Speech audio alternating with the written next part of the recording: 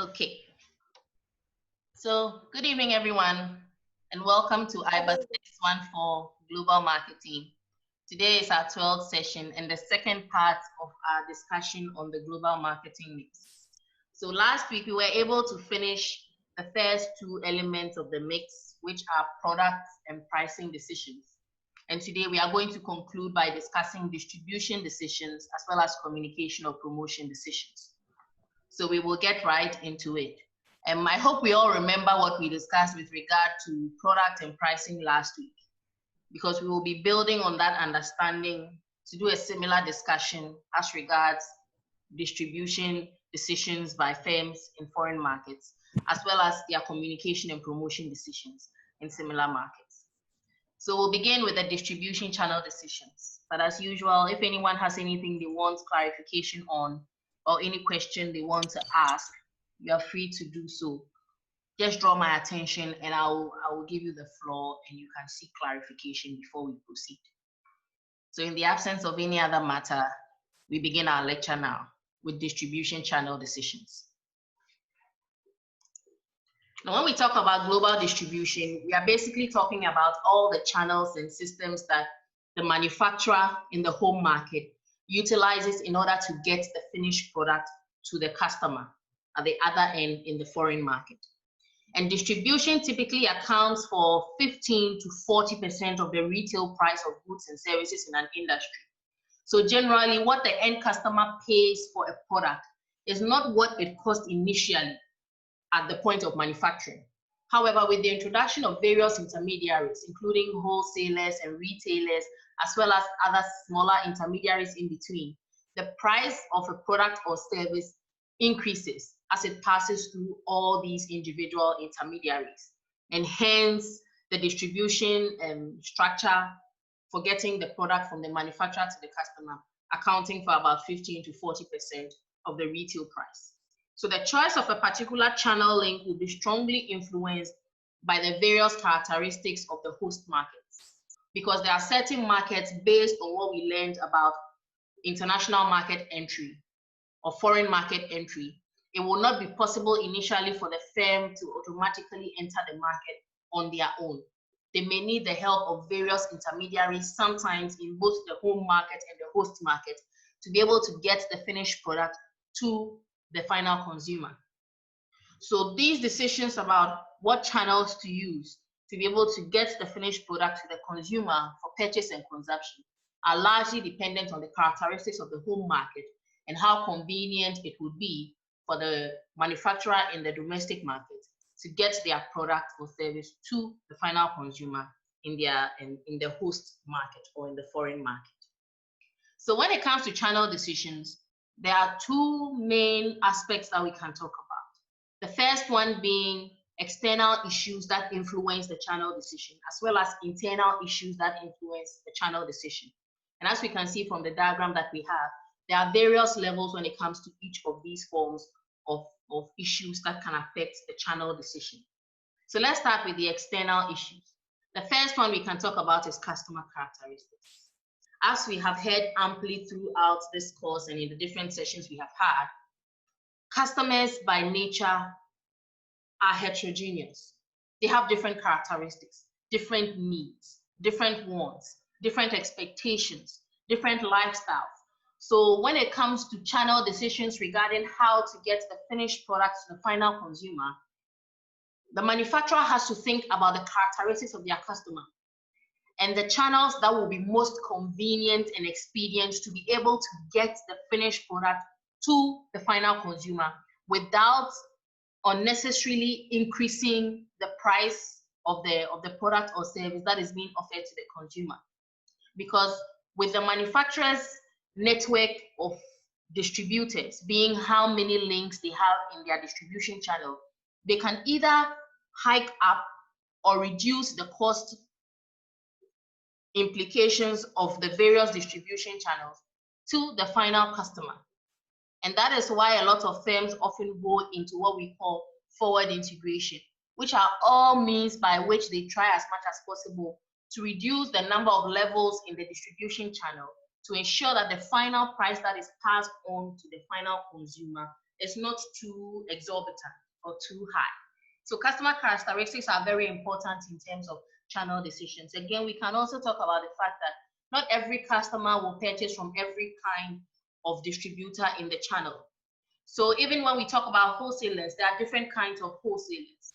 When we talk about retailers, there are different kinds of retailers in terms of size, in terms of nature, in terms of design, in terms of physical evidence. There are different levels and forms of wholesalers and retailers. So all these things come into consideration depending on the kind of clientele that you have or the kind of customers that you have for your product and the outlets that they usually frequent or they usually go to purchase products and services to satisfy their myriad of needs. At the same time, too, the nature of the product that you are trying to sell to the final consumer to a large extent determines the channels that you use. Certain products, by virtue of their nature, will not benefit from a long distribution channel because by the time they get from the manufacturer to the final consumer, they may not be in good condition for final consumption. Can someone give us a typical example of the nature of a product that will not benefit from a long distribution channel? A typical example. Hi, Doc. Yes, Anne. Can we say blue skies? Good. Blue skies is a very perishable product. Perishable product, that is it. And blue skies is one of those. So we realized that with blue skies business model, that the lead time between getting the product from the manufacturer to the final consumer is very fast. When I found out that blue skies exports drinks from Ghana overseas overnight, I was surprised. But it is something that happens, and they have designed the distribution channel such that the product can be able to get from the manufacturing point to the final consumer in the best condition within the shortest possible time so that it can be of the highest quality. So perishable goods are the goods that usually benefit from shorter distribution, shorter length distribution channels rather than longer length distribution channels, which are more geared towards non-perishable goods. So thank you, Mr. Samatano and Anne, for that contribution. We can also talk about the nature of demand in terms of the location. Like I said, depending on the characteristics of the customer that you are looking to target, the nature of their demand will influence the channel decisions that you use. So for instance, if you are targeting middle to high income customers who have a certain kind of lifestyle, you need to be able to make sure that your product is in the locations where their lifestyle and their earning brackets will take them. So people always use the East Legon caucus as an example. If you want to sell to people of that class, middle to high income, there are certain shops that your product has to be in for them to even be exposed to it, including the Maxmarts and the Koalas and the others that we know about. So the nature of demand will also influence the channels that you choose to sell your product through. Another external issue we can talk about is competition. If you look at where your competition are in terms of the locations that their products and services are available, you can use that as the basis of deciding the channels that you will use to distribute your products. A particular manufacturer or service provider will decide that since my competition are all here, I also want to be here. And that is one way I know a number of the banks have been operating in Ghana. They always want to have branches in strategic locations so that if there's traffic to that location, they will be in on the whole bus and be able to get a share of that cake. So you realize that a number of banks like to locate in themselves in these hubs and squares and malls where you can see at least 2 or 3 or 4 different branches of different banks in the same place. The same with the ATM situation. You realize that ATMs are usually situated in clusters, where when you go to a particular ATM cluster or ATM shed, you will see ATMs that belong to about 4 or 5 different banks located at the same place. That is where perhaps the manufacturer or service provider has decided to go with the competition. Some will decide to go against the competition, where if the competition are distributing in perhaps high to middle income areas, they will decide to locate themselves in middle to low income areas. And I think that was part of GCB's original strategy that made them very popular and gave them a large market base in Ghana. They were willing to go to the areas where a number, in fact, almost all of the banks that were in the country at that point in time were not really interested in going, including a lot of the rural areas where you will not find any bank branch, you will find a GCB bank branch. So that is like an example of going against the competition and using that as some form of competitive advantage in the field. So your competition can be a major issue that can influence the channel decisions that you make with regards to getting your product or service to the final consumer. Another key thing that could also influence your channel decision from an external point of view are legal regulations and local business practices. The legal regulations in the country you are trying to enter, whether you like it or not, tell heavily on the decisions that you make with regard to the channels that you use to distribute your product. In some countries, it is virtually impossible or extremely expensive for you to go in and set up your own channel intermediary. As a manufacturer, you will find it very difficult to open a sales subsidiary to sell directly to final consumers there. You may have to deal with a local retailer or a local wholesaler who is going to take delivery of your goods, purchase them, and sell them in your name in that host market, depending on whether the regulations allow for it or not. So manufacturers have to be cognizant of the legal regulations and the local business practices in the markets that they are looking to enter into, because that will to a large extent determine how you formulate your distribution strategy to make sure that your product gets to the final consumer. Now, moving from the arena of external issues, let's come to internal issues and how they affect channel decisions by firms who are going global. Now, major decisions that can be taken in this regard include decisions concerning the structure of the channel. And that can be involving the types of intermediaries that you want to use. You want to use wholesalers and retailers, or you want to deal directly with retailers, or you just want to deal with wholesalers who will independently deal with retailers on your behalf. All these are decisions that you have to take on the internal level. You also need to think about the kind of coverage that you want. Do you want intensive coverage in the foreign market, or you want selective coverage, or you want exclusive coverage? This coverage we are going to discuss very soon in subsequent slides. These three are actually referred to as the trio of distribution, being intensive coverage, selective coverage, and exclusive coverage. And we'll explain those into detail momentarily. However, another kind of internal decision that you have to take involves the level of control that you want to have over resources. And in this case, the control that you would like to have over the various intermediaries that connect you to the final consumer. Some manufacturers want to have a high degree of control, and that is what leads them into what we call forward integration. In the event that the organization that is selling this product or trying to export this product to a foreign market is not actually a manufacturer or perhaps a retailer, this same issue of control may lead them into backward integration, where they will seek to own resources that involve the sourcing of supplies and actual manufacturing of the product to enhance their level of control over the entire distribution process from creating the product to giving to the final consumer for consumption.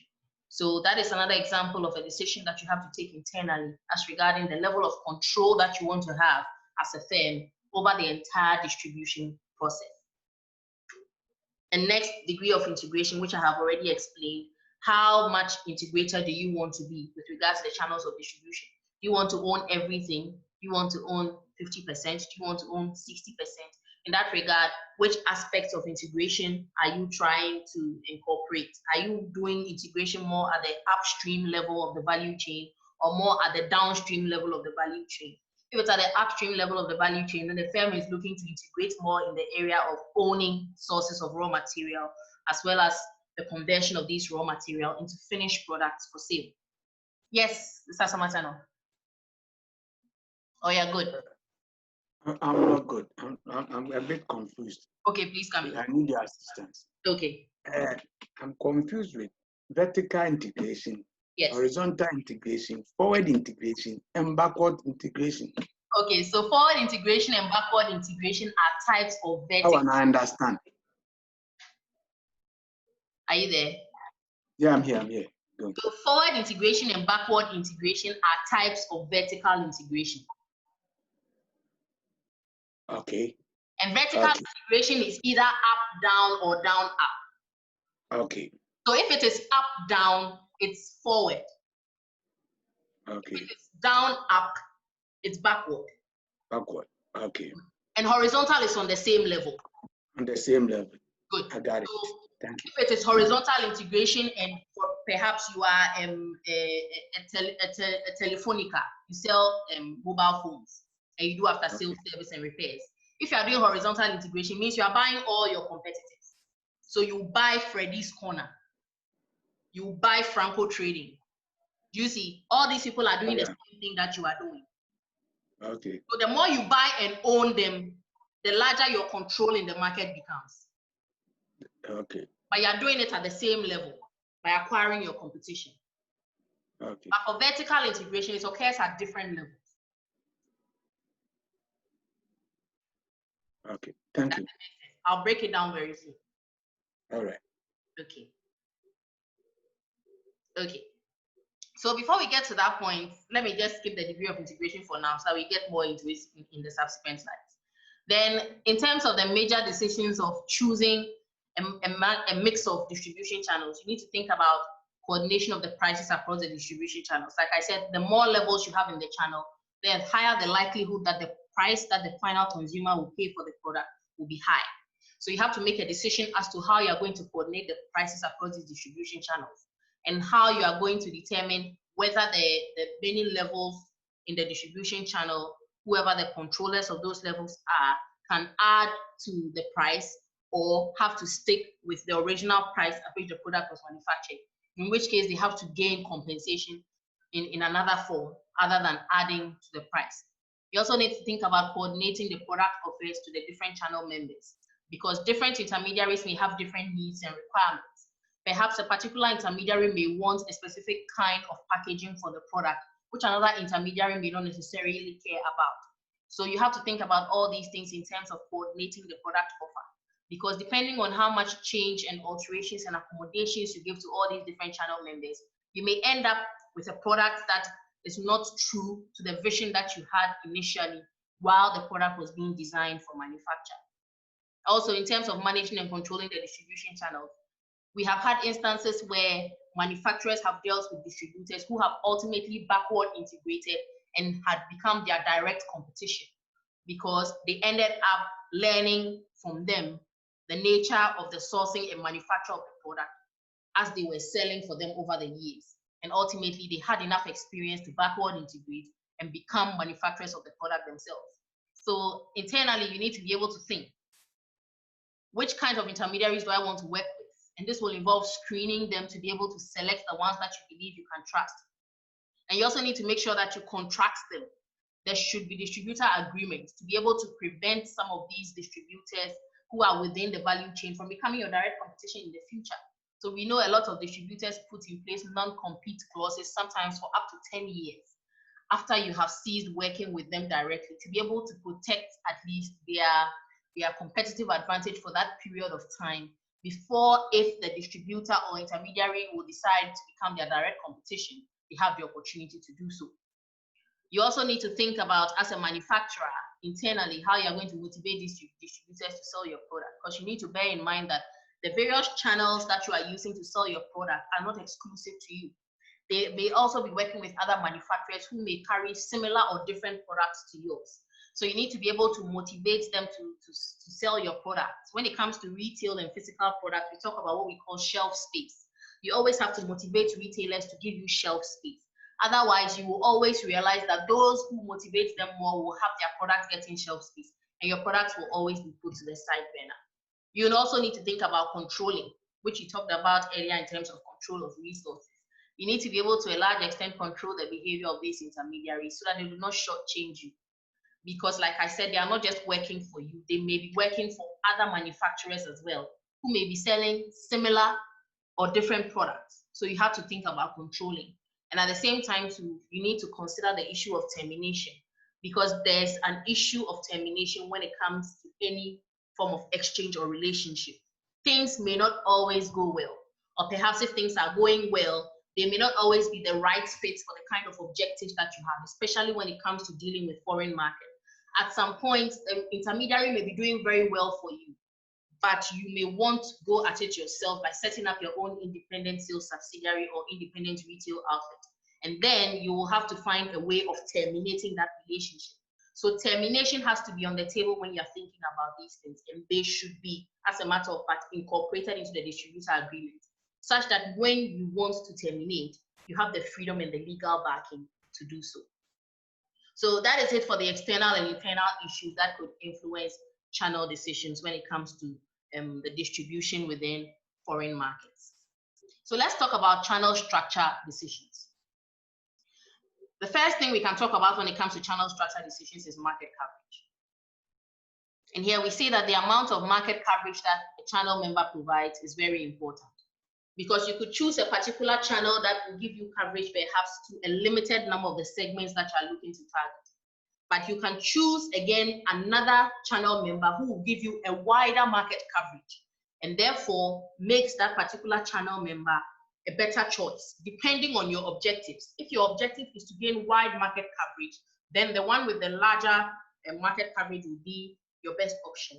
However, if your objective is to be exclusive, then perhaps it may not be about the size of the market coverage, but the particular segment that you're trying to reach. So coverage can either relate to geographical areas or number of retail outlets, depending on what your objectives are. And three approaches are available and referred to as the trio of distribution, which I mentioned earlier in terms of the selective, intensive, and exclusive. So let's first talk about the intensive coverage. So intensive coverage is basically where you're distributing the product through the largest number of different types of intermediaries. And this is often used for convenience goods like snacks, most of the goods in the FMCG industry like toothpaste, toothbrushes. These are all convenience goods. And they're usually sold by a lot of the multinationals like Unilever, Nestle, and Coca-Cola. And with intensive coverage, like we said, you can see that the products of these companies are available almost everywhere. So you can get them in the big shops, in the malls, like the Games and the ShopRite. You can get them in the middle level shops. You can get them in the neighborhood kiosks. You can even get them in the markets, being sold by the market women in their tiny stores. So that is what we call intensive coverage. It's available to the largest number of different types of intermediaries all over the place. They are not selective. They just want to get the product to as many people as they can within the shortest possible time. So that is it for intensive coverage. Next, we can talk about selective coverage. And this one entails choosing a number of intermediaries for each area to be penetrated. And this is often utilized by high-end product manufacturers in fashion and electronics, as well as other sectors that you can think about, right? Because, for instance, when we talk about selective coverage, you realize that in terms of fashion, there are certain fashion designers that design both couture and then mass-produced brands. So the mass-produced brands are the ones that they call ready to wear. They design those for everybody and anybody to be able to buy. And then they have the couture looks. And you realize that for those who are selling them, for those who are designing both, there's a select market for each of them.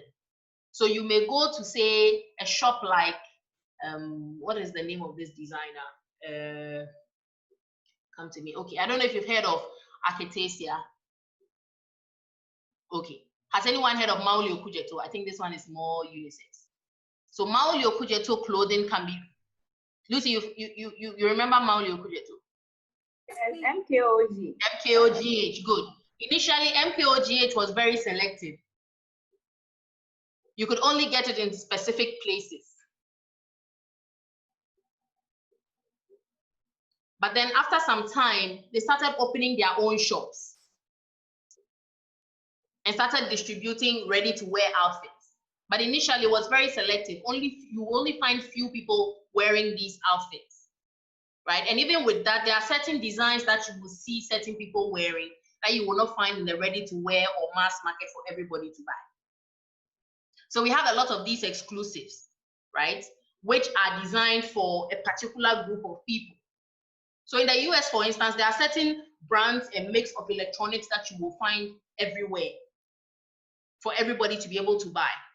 And then there are certain brands that you will find only in specific stores, in specific locations. So that is what we call specific selective coverage. So a particular formulation of the product will be sold in a particular location to a particular audience. And then another formulation of it will be sold in a particular location to a particular audience, right? Even with food, you realize that the taste of food in certain locations is different. Like we established last time, the taste of KFC chicken in Ghana, even its texture and feel is different from perhaps if you go to a place like Canada. So these are all means of selective coverage where you are thinking, I am choosing particular intermediaries to be able to help me get to a certain group of people. So for instance, there are certain kinds of customer segments that you will not be able to get them to buy your product if perhaps you only sell to those who own the neighborhood kiosks. True or false? True. Good. And there's a certain kind of clientele that if you want to target with a particular kind of product, you will have to put it in a shop like Maxmart because that's the only place they will go to shop. True or false? True. Good. True. So that is selective coverage. You have to be selective of the intermediaries that you choose and do that very wisely, basing it on the specific segments that you want to target. So you look at the segment that you are targeting and the intermediary that will best help you to be able to reach them. And hence the selectivity comes in. So depending on the kind of product that you have and who you want to sell it to, you choose the right intermediary that will help you to be able to reach that market segment. And with that, we come to the final part of the trio, which is exclusive coverage. And this one involves choosing only one intermediary in the market. So here your product can only be found at one place. And there's no other place that it can be found. And we see this a lot, again, with the high-end product manufacturers, especially those who manufacture fashion. Yeah. And this is very important. Yes, please go ahead. I was going to say an example is the Birkin bag by Hermes. Exactly. Because you enter a Hermes shop, but you will never find the Birkin bag on the shelf because it's very exclusive and exactly. Like you have to be in a queue for it. You have to more like apply for it. Exactly. Also. Yes. So that is a typical example. Thank you, Irene, for that example. So that is exclusive coverage. You can't get it anywhere else, except perhaps you go to the black market, because there's a black market for Hermes bags. But that, even that one, it will not be brand new from the shop. It may be an original Birkin, but perhaps someone had already bought it. Yes. Yes, because people collect them and then resell it at expensive prices. People do it as a form of investment. So they buy it, they order it, and they resell it on the black market, as you are saying. That's true. Right. So that is it for exclusive coverage. Thank you, Irene, for chiming in with that example. Dr. Sheena. Yes, Ellen, please go ahead. I have an example, but I don't know whether it falls under selective or exclusive. Go ahead and let's see. In Los Angeles, there's this exclusive, shall I say, lane for just the Hollywood stars, Rodeo Drive.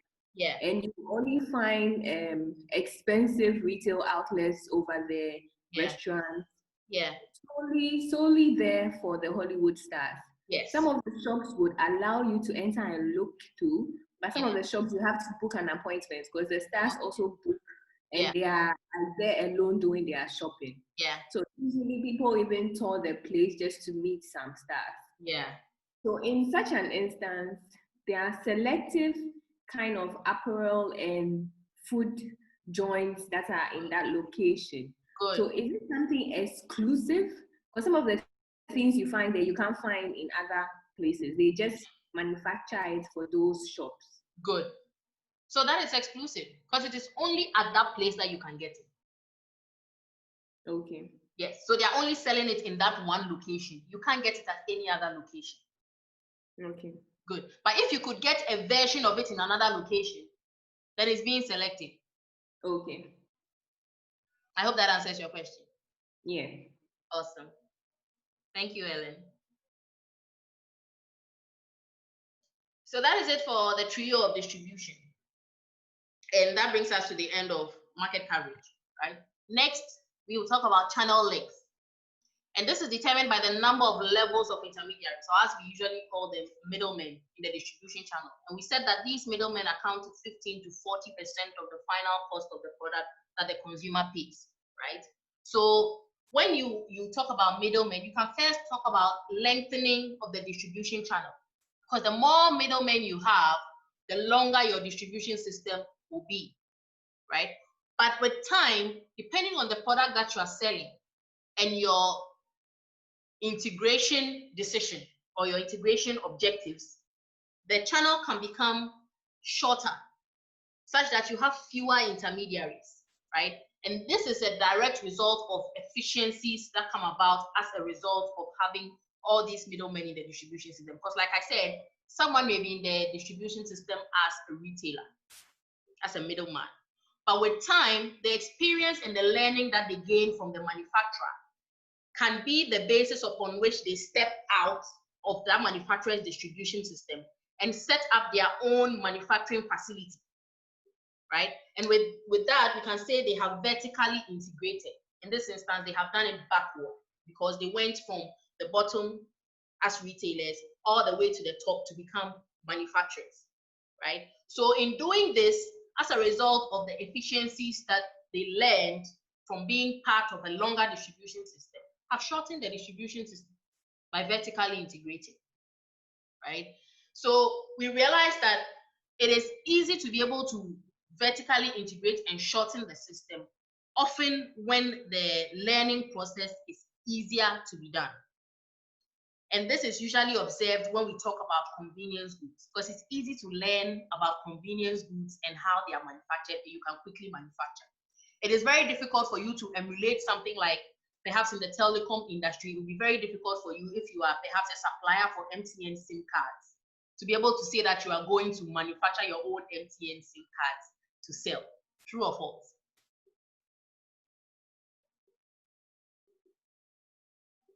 True or false? True. Yeah.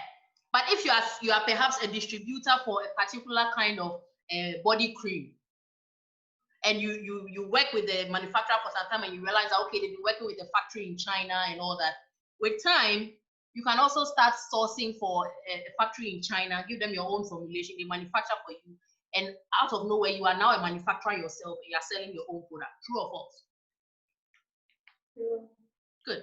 And that is more of a convenience good, because it is easier for you to break it down and be able to understand its formulation and how you go about its production and selling, rather than more intense credence goods that have to do with more than just the formulation and the packaging.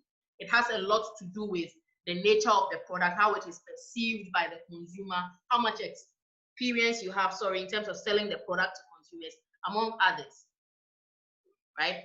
But the longer the channel is, like we said, the more expensive it becomes for the final consumer, because each person who comes in as a middleman will add their own 2 cents or 1% to the price that the manufacturer gave.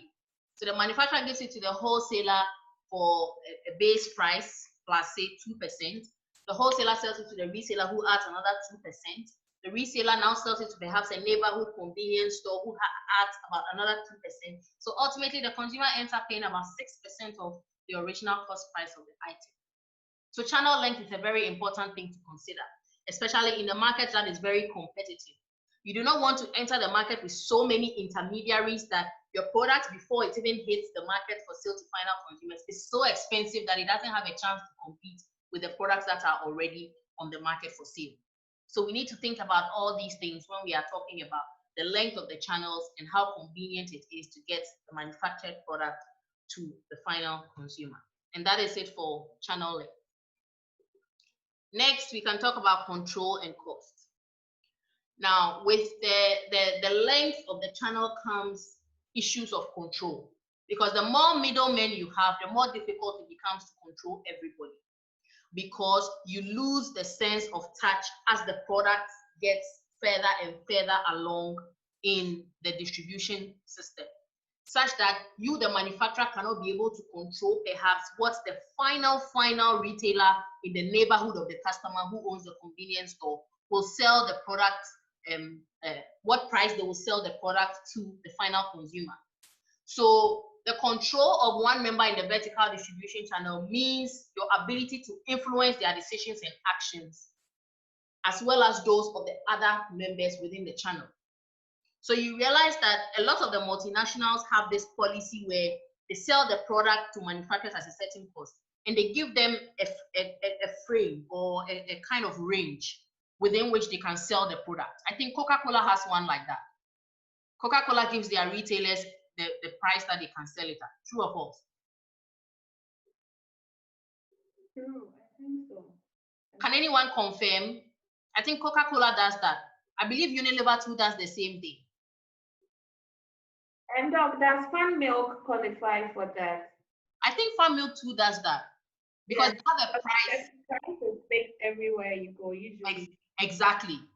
That's a typical example. And Coca-Cola, they usually advertise. You realize that in the neighborhood stores, you see an extra 50 pesos or 1 cedi, even though they say that the price is perhaps 1 cedi per. But you realize that there are still some retailers in certain locations who will add a little extra, right? And these are the things we talk about when we say control. Because you have to be able to ensure that when you make the decision, you have enough control over your channel members to ensure that they comply with the decision that you have made.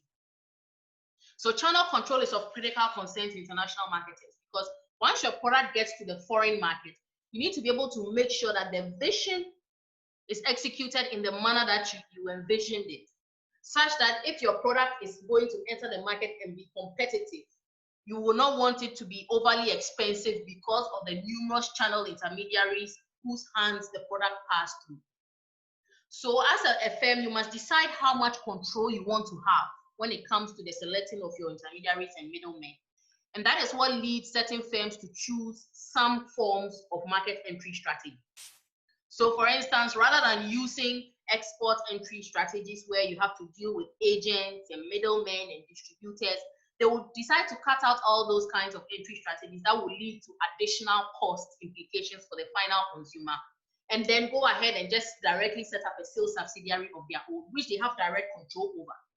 So no middleman is going to determine how much the product will be sold to the final consumer. They'll determine that themselves direct from the home market, because they own the sales subsidiary that is selling the final product to the consumer. So as a firm, you need to decide how much control you want to have in the foreign market, and that will determine even the kind of entry mode that you choose to be able to make sure it can facilitate the level of control that you want. So with this comes determining, for example, the types of channel members that you want to use, depending on which ones are available in the home market, the regulations governing distribution activity in the foreign market, because like I said, when you think about distribution, some rules in certain countries may not allow you to directly ask a marketer coming from another destination to come and own a sales subsidiary in their country. So if the foreign market you are entering into does not facilitate integration, you have to be able to work with the intermediaries that are available within that market. And that also has its implications for your market entry strategy, as well as cost implications for the final consumer. So you need to think about the roles that each channel member is allowed to play with regards to the foreign market that you are entering, and whether or not integration is possible. Depending on what is possible and what is not, you can be able to decide what you want to do, given the level of control that you want to have on the distribution process for your products and services. So these different channel members can perform a number of tasks. For some of them, it could be stocking the product, which is usually done by wholesalers. And for some of them, it could be actually selling the product directly to consumers, which is usually done by retailers.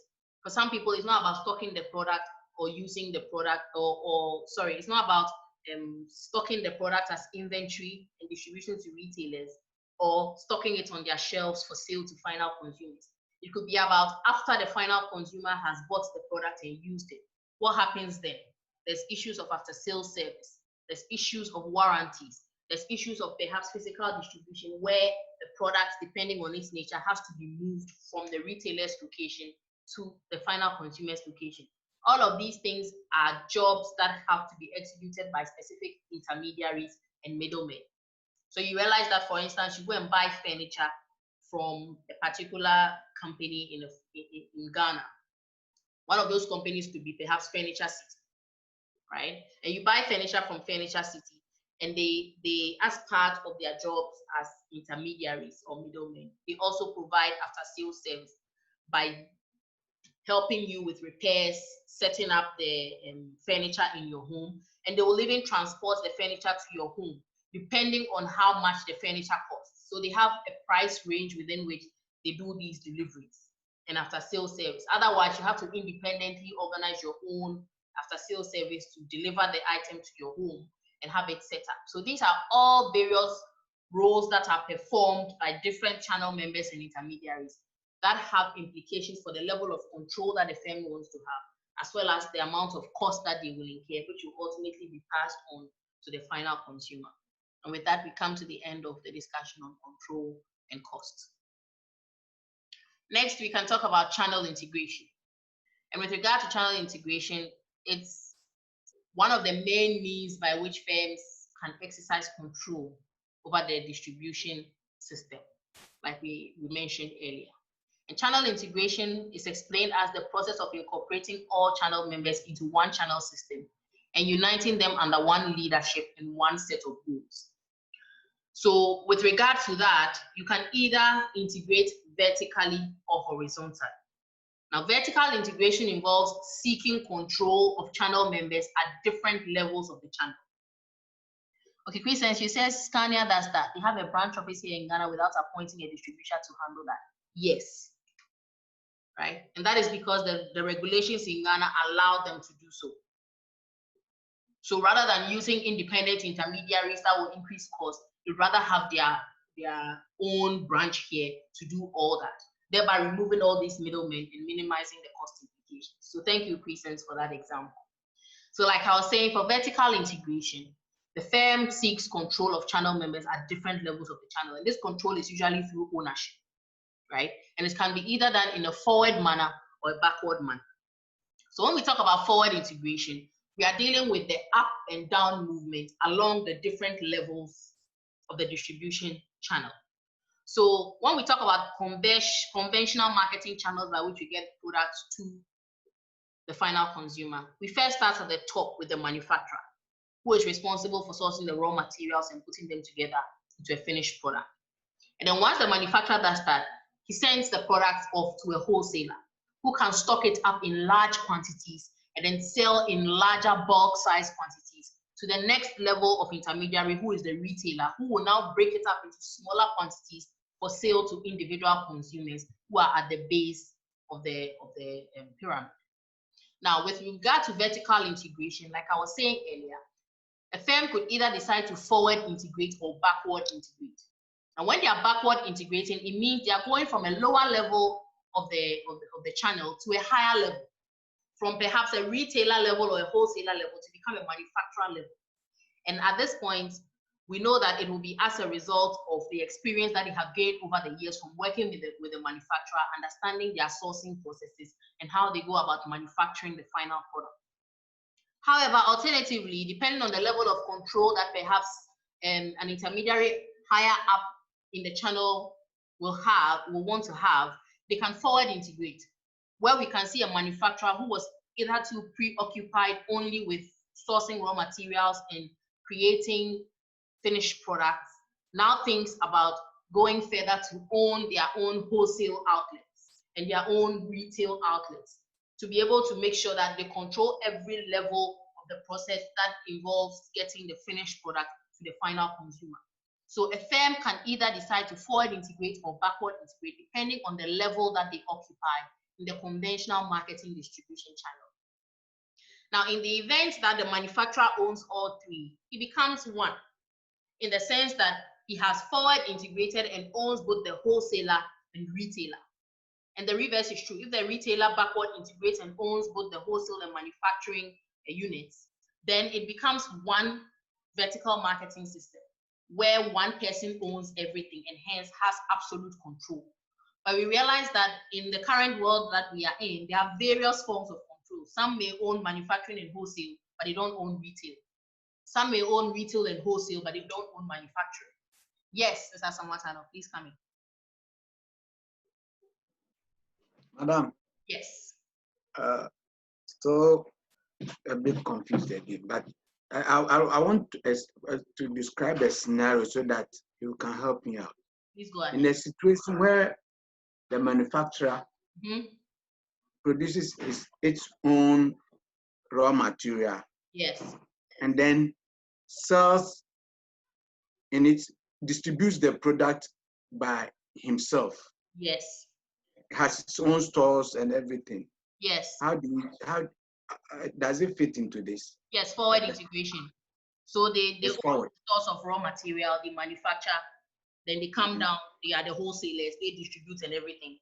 And they have their own shops where they sell to Yes. individual consumers. So they have forward integrated. They are forward integrated. Yes. Okay. So they own from the top all the way to the bottom. Does it Thank make you. Yeah, it makes sense. good? Now the forward or backward integration depends on where they started from. So this scenario you are giving me, Mr. Samasano, were they manufacturers first? No, no, they were not. They started by producing their own raw materials. So they are And then even higher up. They are higher than the manufacturer. Remember I mentioned something about upstream integration and downstream integration. Okay. So upstream integration is where you are integrating upstream along the value chain, where you are producing the raw material and then manufacturing by converting the raw material into finished product. So the raw material and sourcing is higher up than the manufacturer level. Okay. Good. So if they started as raw material owners and then they came to manufacture, it means they were moving forward. So forward integration from top to bottom. Okay. Does it make sense now? Yes, madam. Thank you. You're welcome, sir. Any other question? Yes, Doc. Yes, Juliana. Come in. Please, could you cite an example of a retailer who later became a manufacturer? I'm just trying to understand that bit. There are few of them in Ghana here, but I know a lot of small-scale entrepreneurs who were retailers and became manufacturers. Of the same products they were retailing? Yes. So I knew this lady who was, I don't know if you know her, she has passed on, but they had a company where they were importing spices, right? So they were wholesalers and retailers. Danes. Thank you. Danes. They were wholesalers and retailers initially. The owner was Madame Janet Sarkodie. She was a wholesaler and retailer, so she was just importing the spices, and then she was wholesaling to their building. They have a whole building in Makola, which was the site of their wholesale. They would wholesale the spices and distribute some to their market women to sell, and then they will also retail some. They also had a retail shop that they were selling. Then at some point, she gained knowledge and experience. She went to China, made some contacts, and then set up a factory in Ghana at Spintex. And then she started manufacturing herself. So she backward integrated from being a wholesaler and retailer to becoming a manufacturer. Okay. So she backward integrated. Unfortunately, she's late. She died last year. But she backward integrated. So does it make sense now? It does. Thank you. Good. You're welcome. Thank you, Chief Tano. Yeah, another example. Please go ahead. And thank you, Juliana. Yes, thank you too, Juliana, for your. Hey,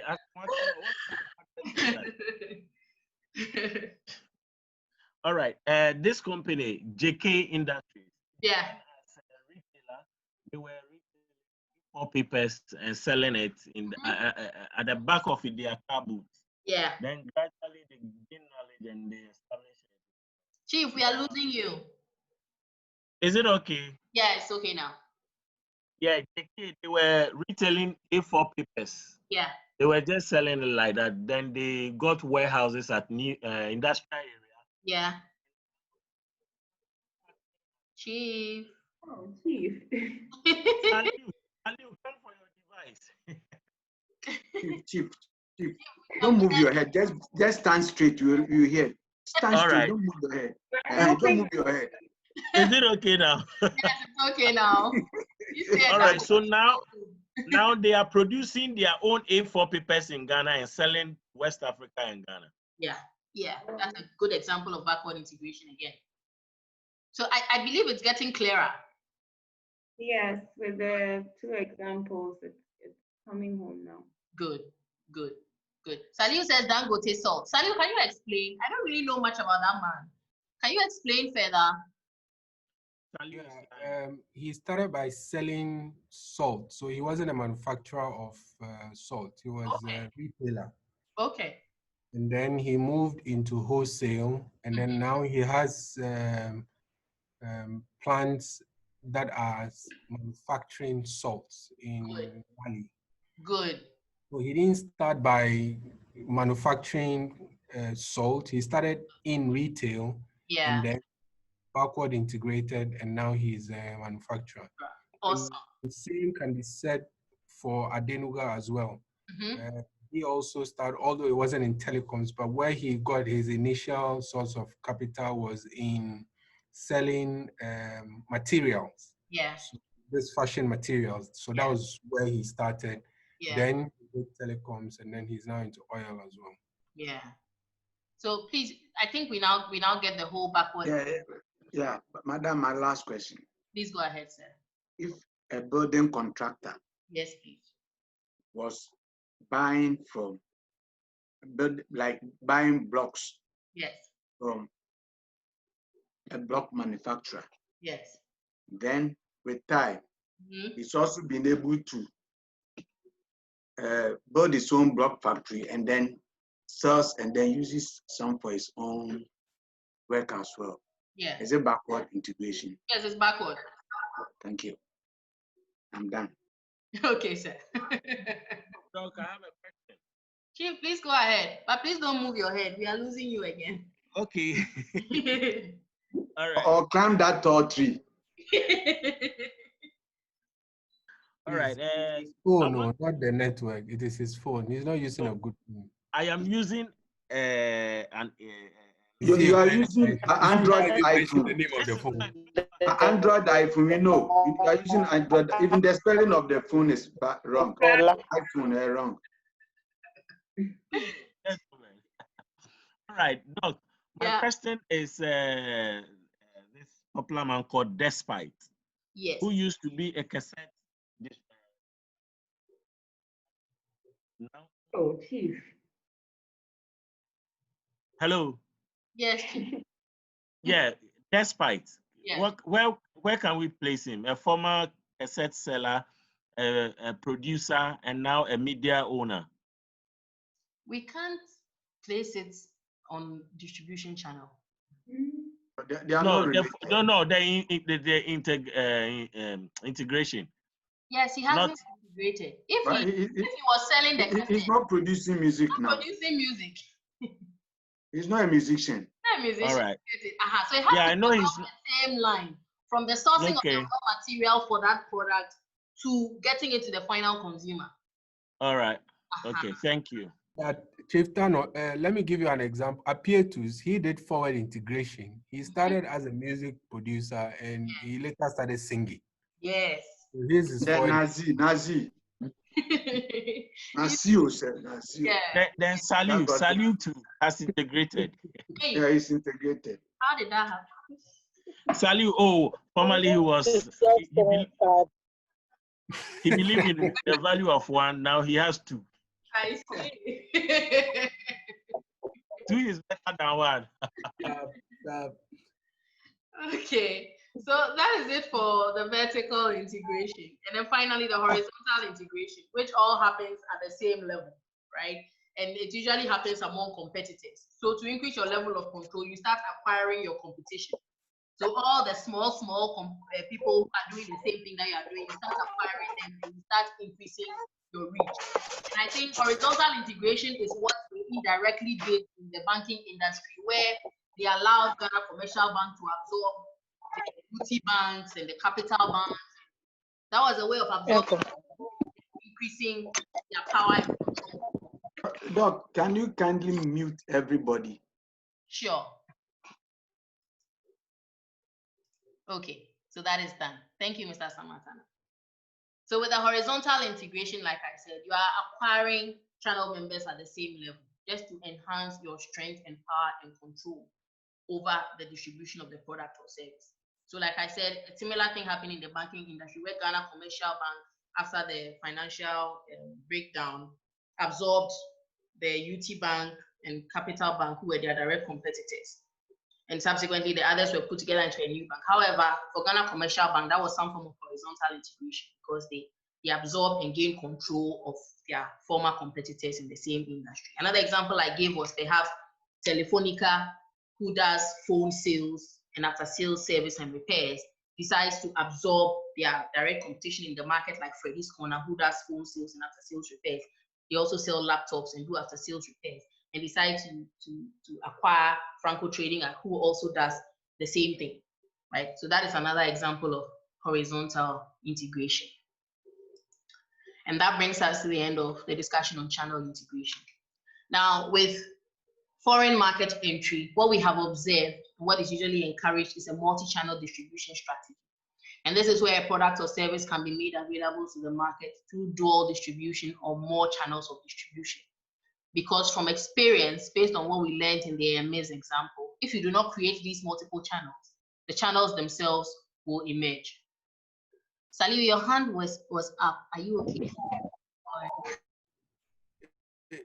Yeah, Doc. I was going to say, I mean, whatever that we started discussing from channel and distribution point of view, I think it's one of the key competitive advantages as you can have as an organization. So regardless of whether it's going to be international or local, yeah.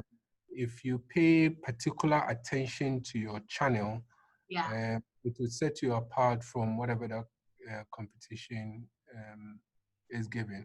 I think that FMCG organizations have done extremely efficient. They are extremely efficient at channel management.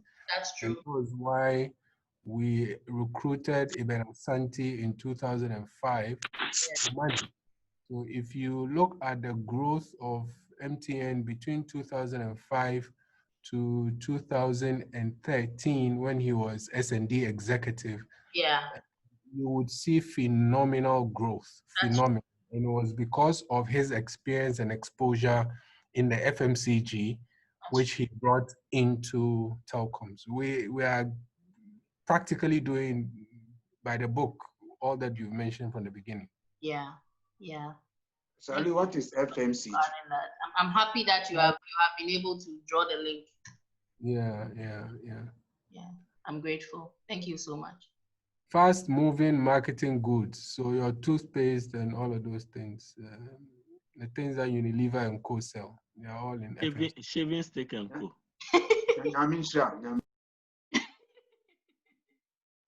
Okay, so like I was saying, a multi-channel distribution strategy is what is usually encouraged because regardless of whether you create the channels or not, some of them will automatically emerge.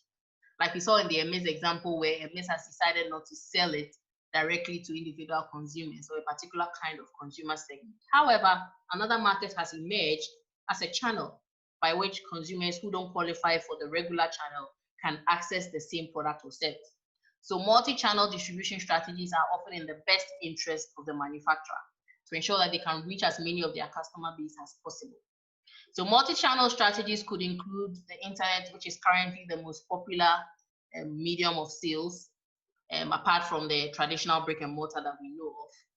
Then we can talk about using your own sales force, individuals who usually go out, solicit and create demand for the product, and then ensure that the consumers actually go out and purchase the product.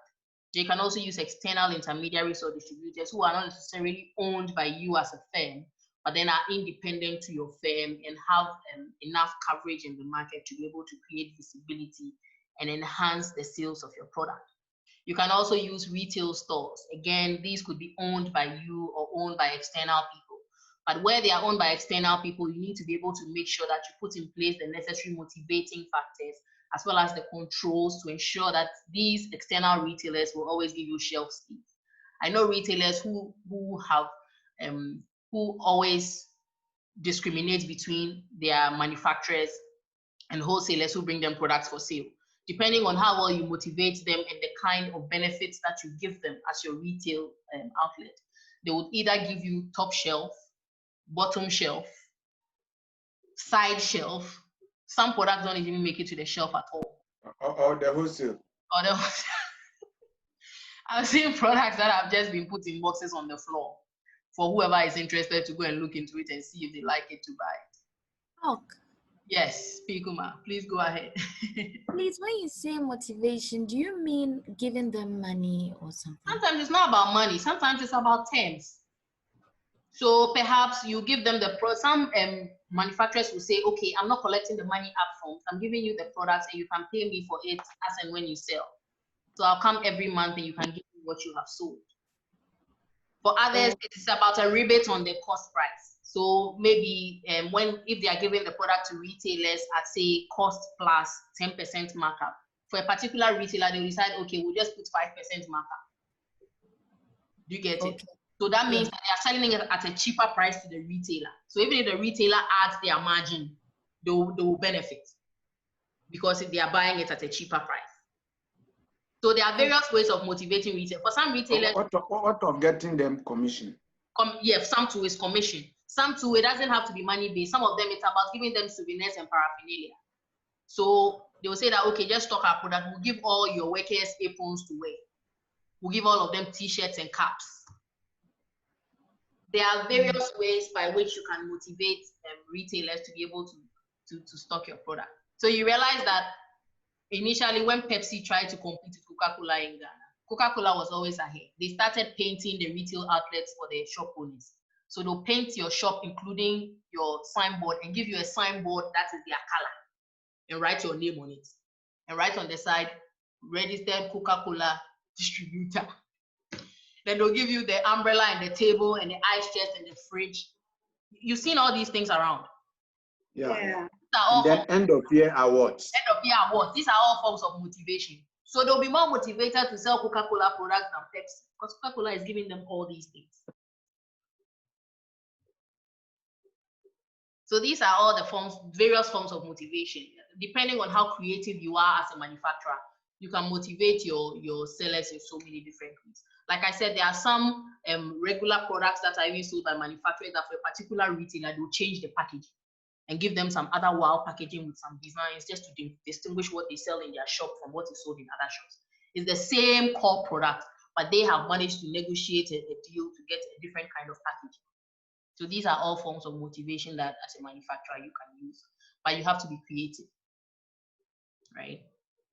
And then finally, call centers. These ones are not usually popular in Ghana. They are popular in more of the developed countries where they use things like the cable TV channels to be able to sell products and services in real time. Please, who has heard of QVC? Who has heard of QVC? Okay, so QVC is a home shopping channel in the US. And it's like a television channel like we all know, like the TV3s and the GTV. But what they do 24/7, they showcase. They sell. And they are in their call centers with phone lines ready to receive calls from people who have seen the product and want to buy. So they show the product on the television and then they open the phone lines. Yeah. And all those who want to buy just call in. Doc, sometimes they have promotions, very short, like 30 minutes or 15 minutes promotions. Exactly. Promotional prices. So yes. Yeah. Thank you, Godwin. So that's a typical example of using call centers to sell. Doc. Yes, Ivy. Please, does that mean that they get the products from the manufacturers and do the selling themselves? Yes, sometimes the manufacturers bring the products there themselves. To them and okay. So the manufacturer can come and say, I'm paying for this time slot. Sometimes some of them are as fast as within 1 hour, they've sold everything and then they leave the station. Okay. So, yeah, so as a manufacturer, you just go and buy a time slot, like the way we buy advertising time slots in Ghana. Yes. You can buy a time slot for say 1 hour on Wednesdays from 9 a.m. to 2 p.m. or 9 a.m. to 10 a.m. just to sell your products within that period. And they give you the space, they help you set up the studio to do the demonstration, to talk about the product. And then the call center people are on standby, ready to open the phone lines for anybody who wants to buy to call in. Okay. Doc, if I may add, maybe to give more light. So it's like Doc is saying, right? So let's say if Ivan is the TV station you are the company, you want me to sell things for you. You just bring some of the products to me. I show on TV, right? Then when I show on TV and people want to buy, my call center connects. It's like we collect the data that the people who are buying, right? So the data gets passed on to the manufacturers. They ship it off straight to the people. So it's like drop shipping. Good. Do you get it? And you have to pay the TV station for their time. Yes, you have to pay. Hey, yeah.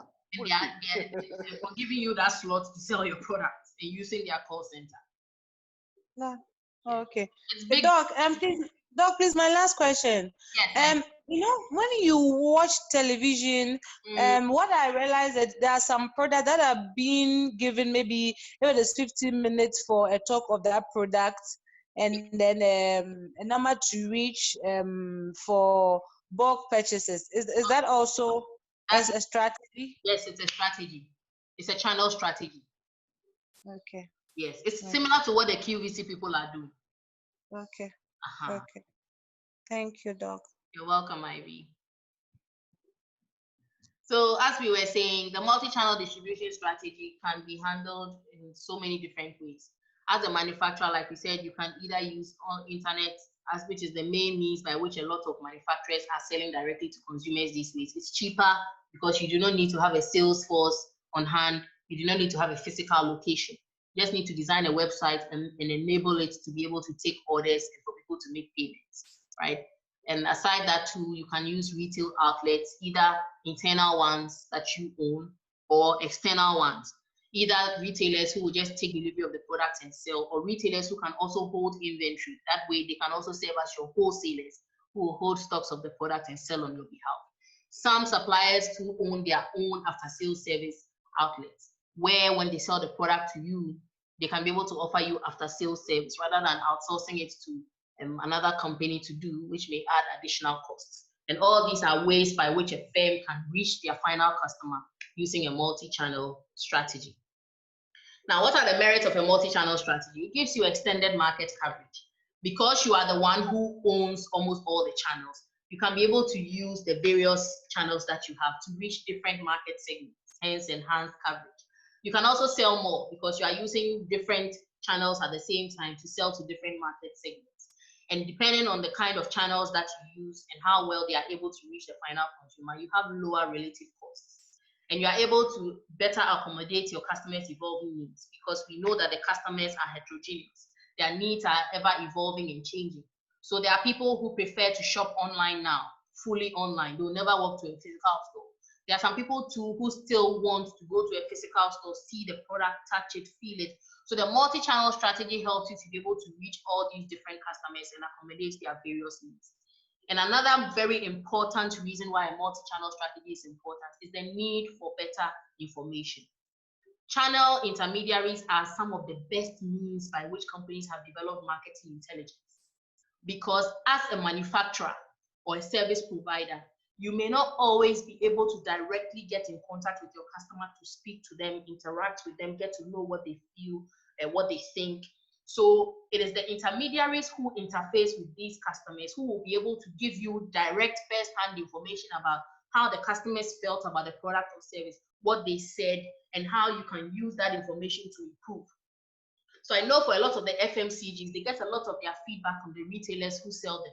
The convenience stores who stock the drinks, the convenience stores that sell the toothpaste and the Cerelacs and the toothbrushes and all these products, they are great sources of information because when the customers buy them and they use them, they have conversations with these intermediaries about their experiences of using the product. And that tells the manufacturer whether or not they are on the right track and the ways in which they can improve their product. So you realize that there are certain products that were introduced onto the Ghanaian market and in a split second, they disappeared. They did not see the light of day. They didn't even last for up to 6 months and they disappeared off the market.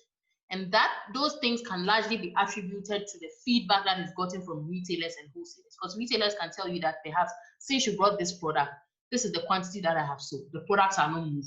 So perhaps that means consumers don't like it. And perhaps the retailer may have had first-hand experience with the consumer who told them actually why they didn't purchase the product or why they purchased once and didn't purchase anymore.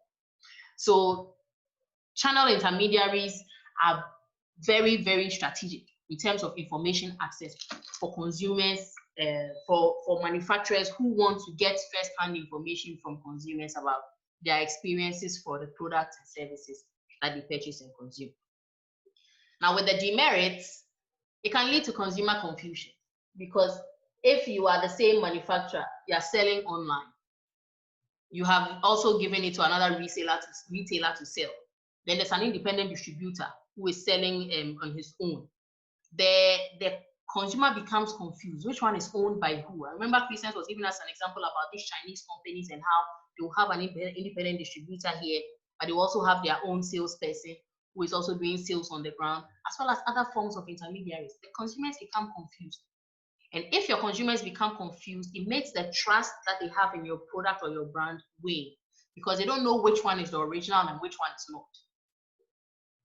So it is very important in selecting the multi-channel strategy to make sure that there's some kind of synergy, where if you are selling using all these different intermediaries, the customer can reconcile all these intermediaries and have that synergistic connection between all of them to know that they are one and the same brand, to avoid confusion. Now, if you are using a multi-channel strategy and perhaps you do not have absolute control or high control over a number of these intermediaries, conflicts can erupt. Because depending on the kind of intermediaries that you have and the manner in which they receive and sell your product, there could be conflicts. Like I said, depending on how well a particular retailer is able to negotiate, he may get a better commission than another retailer. And the moment that this comes to light, these two retailers may begin to be in conflict with each other, because they will not understand why one retailer gets a different treatment and the other retailer gets another treatment. They believe they should all be treated equal, and that can cause conflict. Assuming you also have retailers that are in the same neighborhood or in the same location, targeting the same number of customers, conflicts can erupt. So you realize that some manufacturers will decide that in this particular maybe 200-mile radius or 100-mile radius, there's only one shop that can sell our product, because they want to avoid issues of conflict. So conflict is something that can come up when we are talking about multi-channel strategy. Another thing is increased costs. Like we said, the more intermediaries you have, the higher the cost implications, which will ultimately be passed on to the final consumer. And the manufacturer does not want that.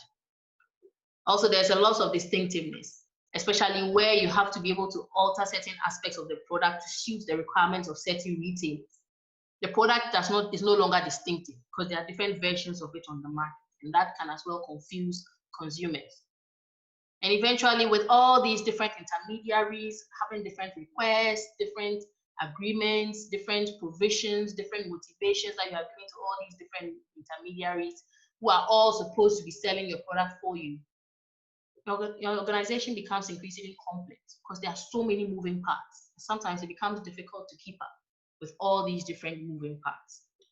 And with that, we come to the end of channel or distribution strategies when we are discussing in terms of the global marketing mix. Next, we are going to talk about communication decisions. But before then, does anyone have anything they want to say or anything they need clarification on before we get into the communication aspect of the global marketing mix? Or everyone is good? Yes, we are good. Awesome. Okay, so let's get into communication decisions. In fact, communication or promotion, as most people refer to it, is the best element of the mix for me. Is my favorite element of the marketing mix. Promotion is my favorite, followed by the product mix, and then pricing, and then distribution, and then the others.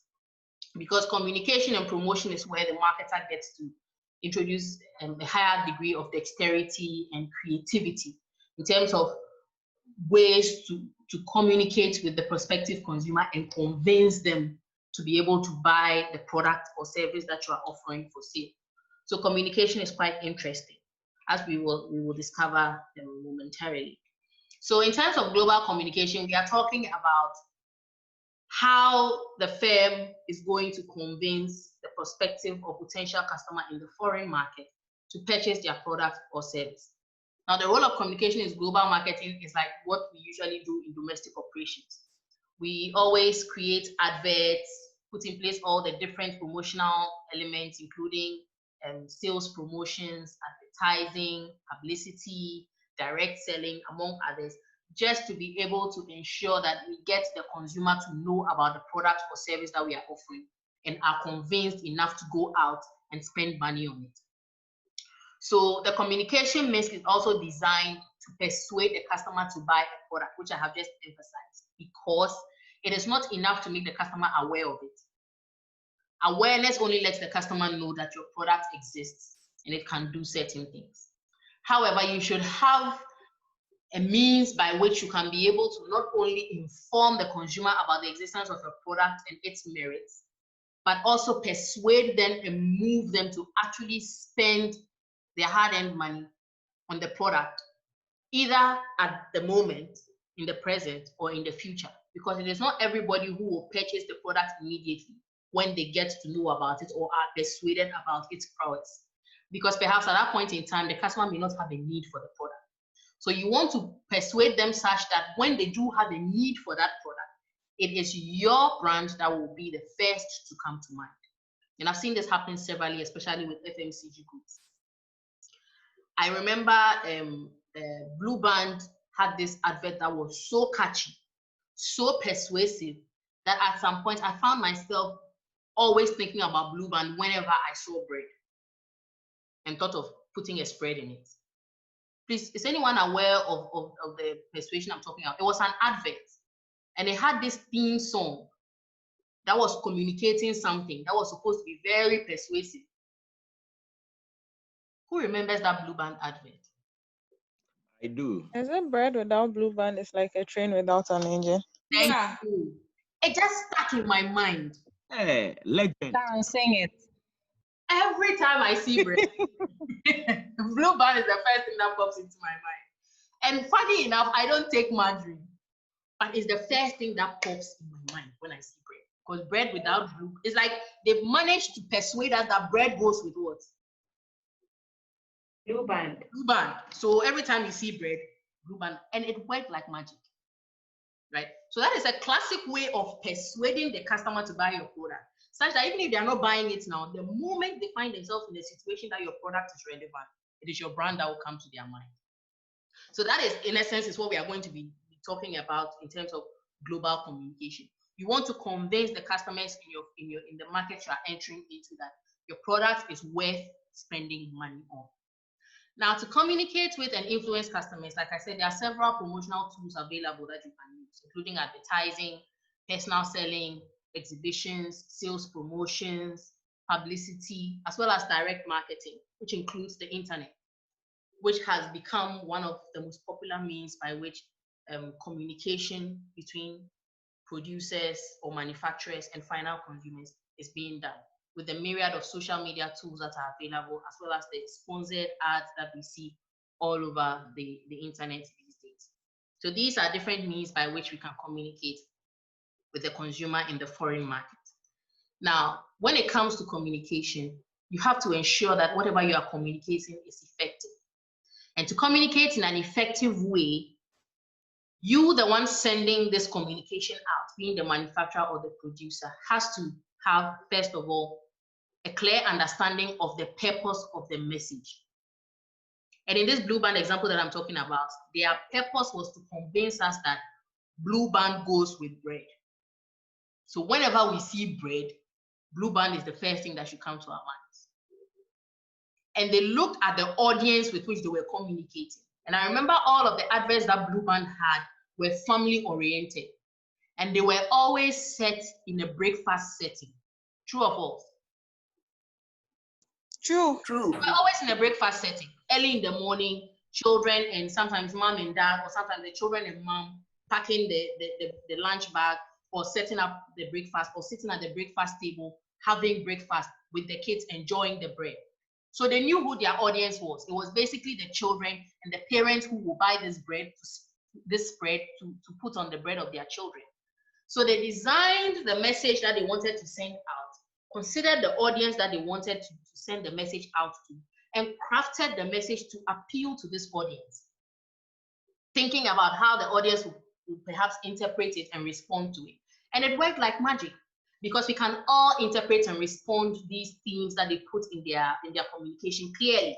We can all interpret in the morning, children in a rush, putting on their uniforms, breakfast being prepared by mom, packing the lunch bag with a sandwich that includes bread that has to be spread. Or if they're having breakfast at the table, there's some bread that has to be spread. So the communication was effective because the purpose of the message was clear. They knew the audience they were targeting, and they made sure that the elements of the communication were easy for the audience to interpret and respond to. And this third point is the main focus of our subsequent discussion that we are going to have regarding the effectiveness of global marketing communication. Because a lot of firms around the world have made this expensive mistake of not considering how their audience will interpret whatever they are communicating to them, and how they will perhaps respond to the message that is included in that communication. So it is very important as a firm that is looking to sell in the foreign market to understand these three aspects of effective communication, and most importantly, the third aspect that involves how the audience will interpret the message and how they will respond to it. And I believe as we go through the discussion, this will become clearer to all of us. So let's talk about communication tools. There are various types of communication tools that we have identified. However, some of them are one-way communication tools and some are two-way communication tools. One-way communication tools basically involve one-sided direct communication that do not give the respondent or the receiver on the other end an opportunity to reciprocate in real time. So one-way communication, you are just pumping information to the consumer and believing and hoping that it is accepted and received the way you intended it. Now with two-way communication, it is the opposite. You are pumping the communication to the receiver and they can respond back in real time. So you can be able to, in real time, tell how they feel about whatever communication you have given to them and whether or not it was received the way you intended it for the receiver to receive it. So examples of one-way communication include advertising. And based on the explanation that I just gave, we all know newspapers and magazines and journals, as well as all that has been listed, radio and TV, do not give the opportunity for real-time one-on-one response via dialogue, unless perhaps on radio or television, they make the provision for that using other means. However, you can't independently sit in front of your television and see an advert on TV and then pass through the television and go and buy. Or tell the one advertising whether you like it or not. It's impossible. Hence the one-way communication nature. The same with public relations and sales promotions. They're usually one way, and there's no way you can tell whether the respondent or the receiver accepted it or did not. However, with two-way communication, you are dealing directly with the receiver. And in real time, they can be able to express their satisfaction or otherwise with whatever you have communicated, and they can be able to respond immediately, right? So direct mail and database marketing is one, where you directly contact the consumer, perhaps via, usually in the past, they used to do this via post. People had the opportunity to respond back in real time because they would often include a return address and then perhaps prepaid posts for you to be able to respond, right? Internet marketing is another. A consumer can contact you via Instagram, and in your DMs, you can have a direct conversation regarding whatever you are selling and whether or not they are willing to buy it. Telemarketing is another, like the example we gave in the QVC shopping, television shopping example, where it's telemarketing. They're selling the product live. If they like the product, they can call on the spot and have the product brought to them. Mobile marketing is another, which is usually done through our mobile phones. The same for SMS marketing. But these days, most of the SMSs that are sent, you cannot respond to, right? Viral marketing is another, as well as social media, which I just talked about with regards to Instagram and the DMing, right? And with personal selling, here the salespeople are in your presence as the buyer or the receiver. So whatever they communicate, you can be able to ask them questions about in real time. You can be able to, as the salesperson is talking, you can be able to tell the facial expressions and the body gestures of the receiver, whether or not they are convinced about the presentation they are making. And most times, before the salesperson walks out of that presentation meeting, they know for sure whether the receiver is going to actually make a purchase or not, based on their reactions, their facial expressions, body language, and have the kind of questions that they ask. The same for sales force management, as well as trade fairs and exhibitions. If the person comes to the trade fair and exhibition and they like what you have put on display, they can place the order on the spot and have the product delivered to them at another time. So these are the typical communication tools that are available to global marketers in terms of selling their products and services. And these one-way or two-way communication tools all have their merits and demerits. It all depends on the objectives you want to achieve as a marketer and which tools will best facilitate the execution of your vision, given where you want to take your sales to in the foreign market that you are entering. So that is it for the typical communication tools. So as we can see from the diagram on our screen, with regard to the communication process, you, the firm within the home country, are creating a message that you want to be able to send to the customer in the foreign market that you want to sell into. And once you are sending it to them, you have to find a channel or a means by which to send this communication to them. And like we just identified, there are various communication tools that you can use to be able to send this message to your receiver. Now, depending on the channel that you use and how the message is formulated, the receiver may either receive your message as it was intended or not. And this can be judged through the feedback that you get from the receiver once they have fully received the message that you sent across to them. And this can usually be in the form of sales, which is one of the prime predictors of whether or not a receiver actually received your message the way it was intended. Because definitely if they received it and they accepted it and they were satisfied by it, your sales would automatically go up. Another way is through positive brand recall and awareness, such that when they are in a position of need in that particular product category, it is your brand that will first come to their mind. Hence, they will recall your brand over other brands. Another feedback that you can be able to measure the success of your communication by is through awareness. There are a number of people who will be able to tell others about your product. They may not necessarily recall it in the time of need, but they can be able to tell others about it because they are aware of it. And that way you have been able to achieve another objective because you have been able to communicate effectively to these people such that they have become aware of your product and the needs that this product can satisfy. However, in communication, it is very important for us to note that there are certain factors that can influence the communication situation, which could bring about either a breakdown in communication or facilitate the communication process. And we are going to learn about a number of these momentarily. These factors that I'm talking about could include language differences, economic differences, socio-cultural differences, legal and regulatory differences, as well as competitive differences. And these 5 factors we are going to discuss subsequently to be able to see how each of these can either contribute to a breakdown in the communication process or enhance it. Now, aside from that, we can also talk about noise. And noise typically refers to distractions that may take away from the message that you are sending to the final receiver and perhaps dilute the quality of the message that you are sending and how it is received. And a typical example of such noise is competitor communications. Because while you are using the different tools to communicate to your target audience, your competitors in that regard are also using similar communication tools to try and sway the receiver to their side. So that constitutes some form of noise that may distract the receiver from receiving your message the way you intended it. And in addition to the competitor communications, we can also talk about other distractions, and there's usually a myriad of them. Sometimes it could be the means by which you send the communication. For instance, if you are sending your communication via television, everyone knows that television channels have different periods and different viewerships at each of these periods. So depending on what is showing at the same time as your advert on this television, the quality of the communication that you are sending to the receiver may either be high or low. So for instance, assuming your advert is being played at the same time there's a Premier League match, how many people do you think will be able to be reached by this, your communication? These were the Man City fans and the Liverpool fans. Oh, there is only one.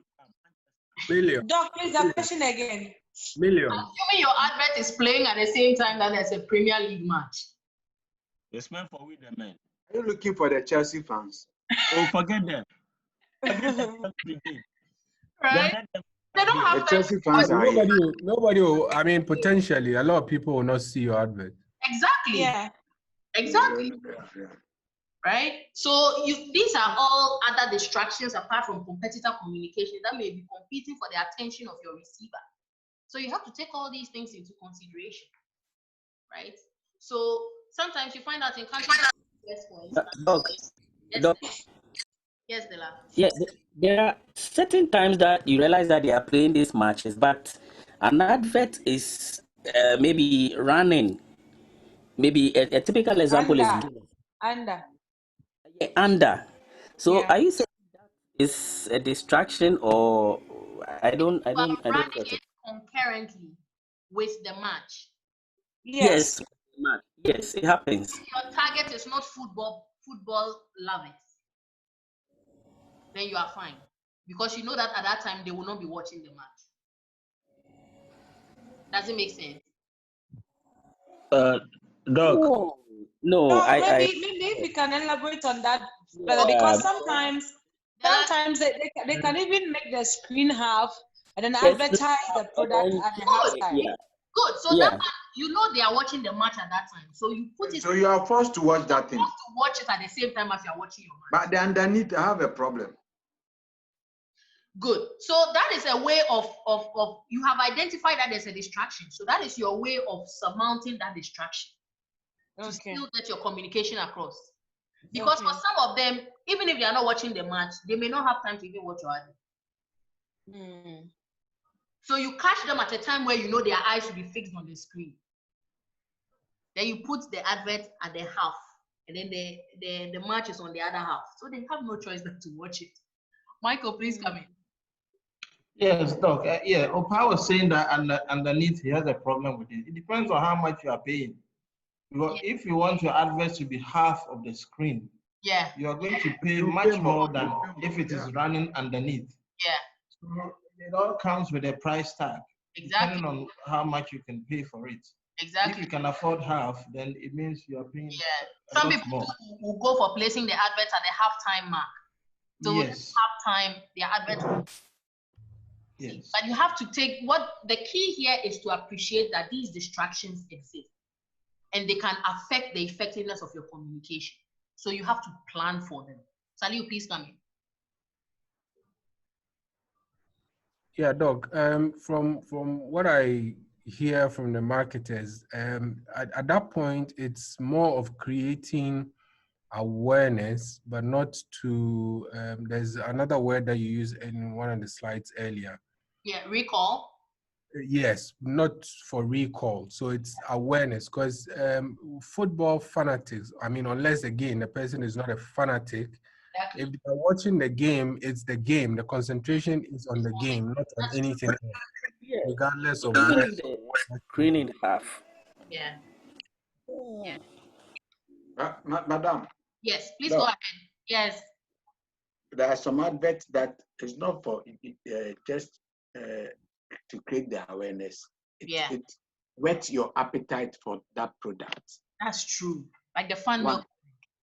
Fun milk, Guinness. You see, like the alcoholics. When you are watching, people watch football and drink beer.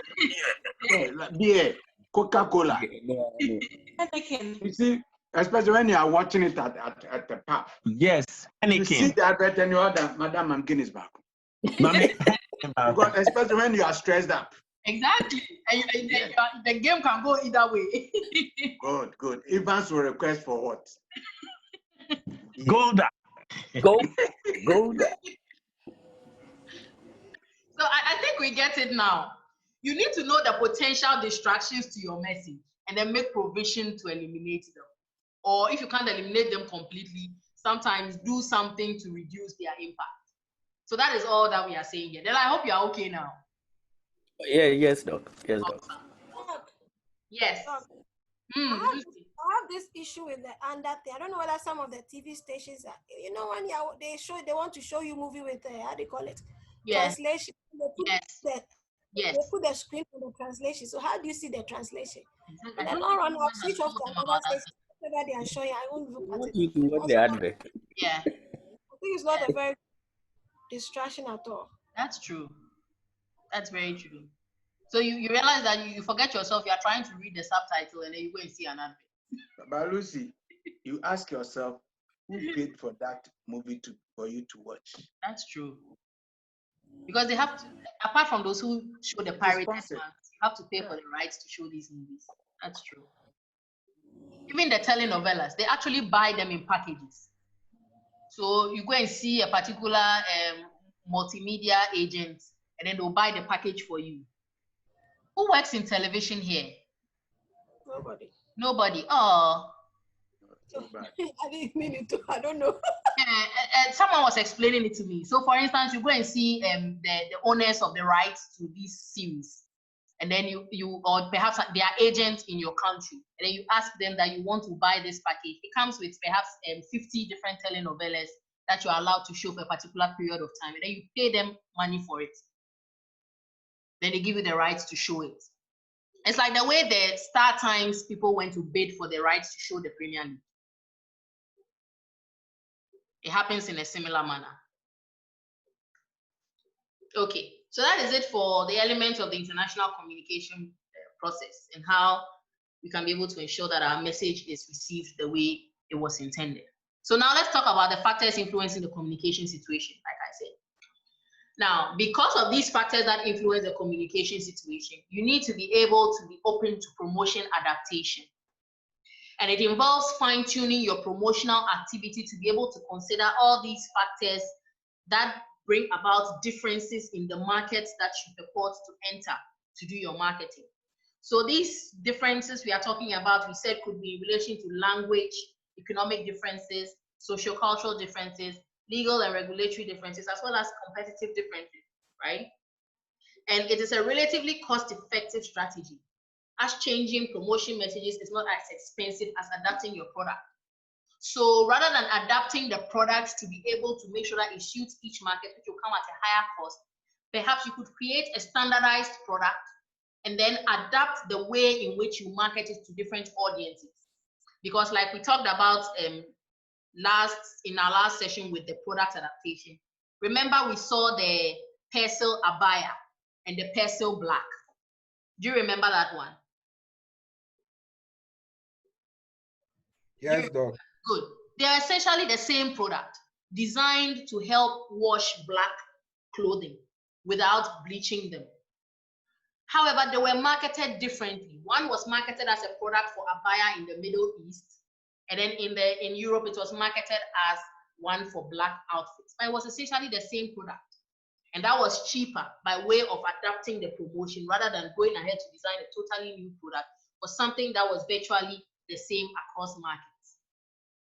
So that is what we are going to talk about in the subsequent slides. We are going to look at the various means by which promotions can be adapted to be able to take into consideration these 5 differences that we have just mentioned with regard to the markets that you want to enter into as a global marketer. So let's first start with language barrier. Now, a name, slogan, or advertising copy that is effective in one language may mean something totally different in another language. So the trade names, the sales presentation materials, the adverts that you put together in your domestic market in your language, which everybody understands, once you translate to the language of the foreign markets that you want to go and sell it in, it may mean something very different, which could either be very offensive to the market or enhance the popularity of your product in terms of its promotion and sales.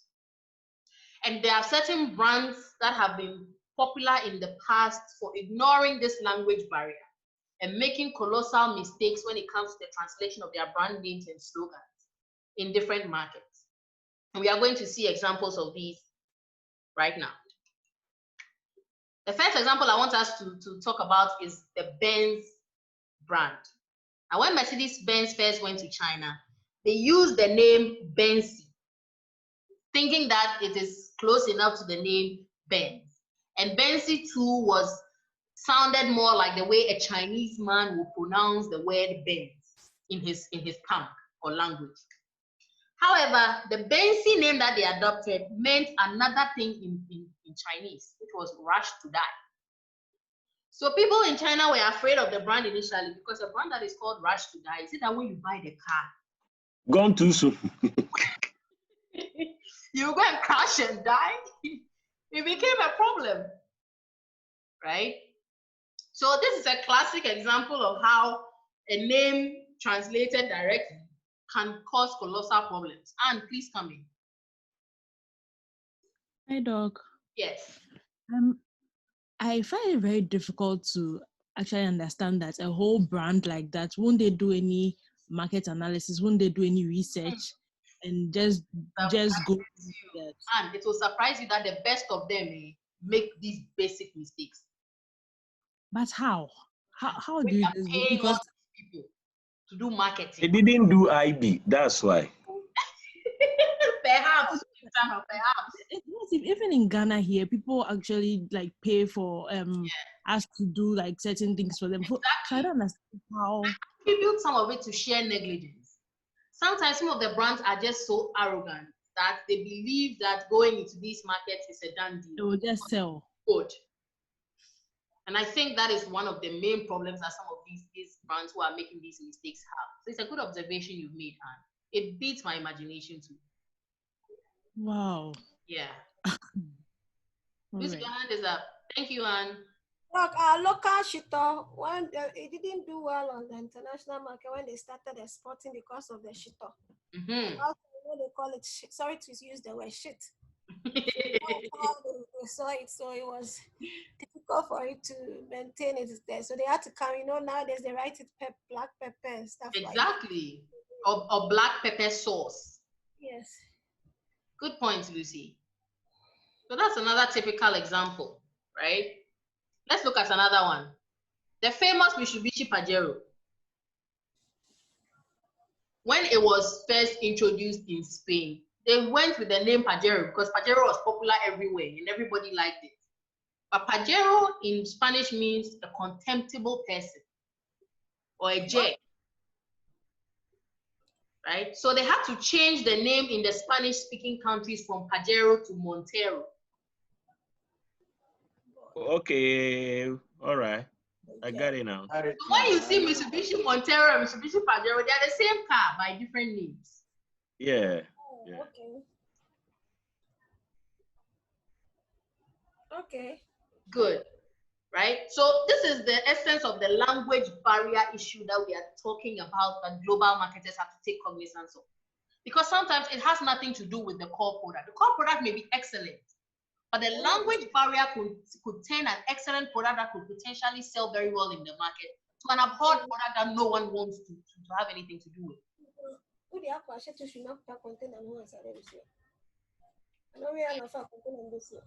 Lucy, please mute. Lucy, we can hear you. Let's look at another one. This one was when KFC first went to China.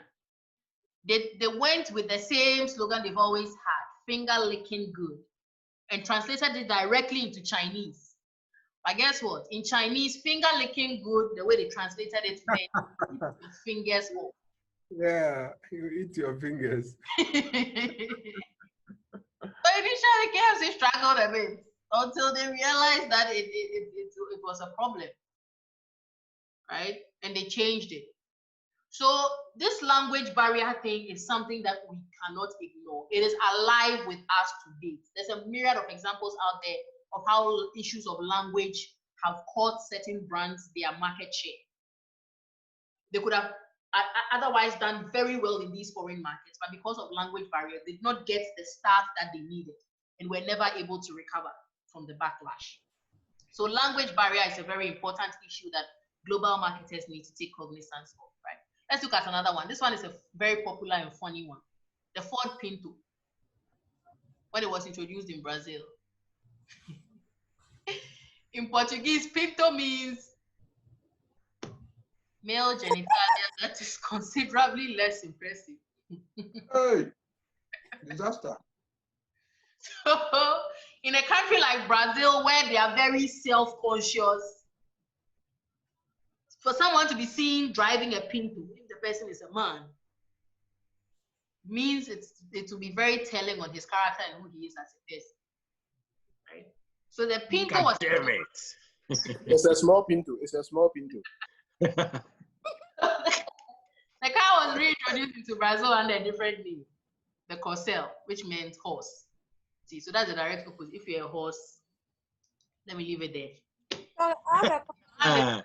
But these big companies have very big, serious R&D sections. So how do they make? Anne was saying it beats my imagination to Lucy. So ultimately, I attribute these things to negligence and arrogance. Because some of these companies think, oh, we are so established, we are doing so well, like it's a given that when we enter this market with whatever we have, they will appreciate it as is and take it, the same way we've been succeeding everywhere. So I think it's arrogance, partly arrogance, and then some form of negligence. Yes, Michael. So Doc. On the contrary, I don't think so. Because, are you sure? Yes, I'm sure, madam. Because no, I understand. But of course, if you have named your brand all these years, let's say for instance, as a Ford Pinto, and how would it even cross your mind that and you've been taking it to other countries, it doesn't cause any problem. So it wouldn't. It's not something that would come off easily as being insulting until it gets to that particular market, where they will find it insulting. Who would have thought that shit up?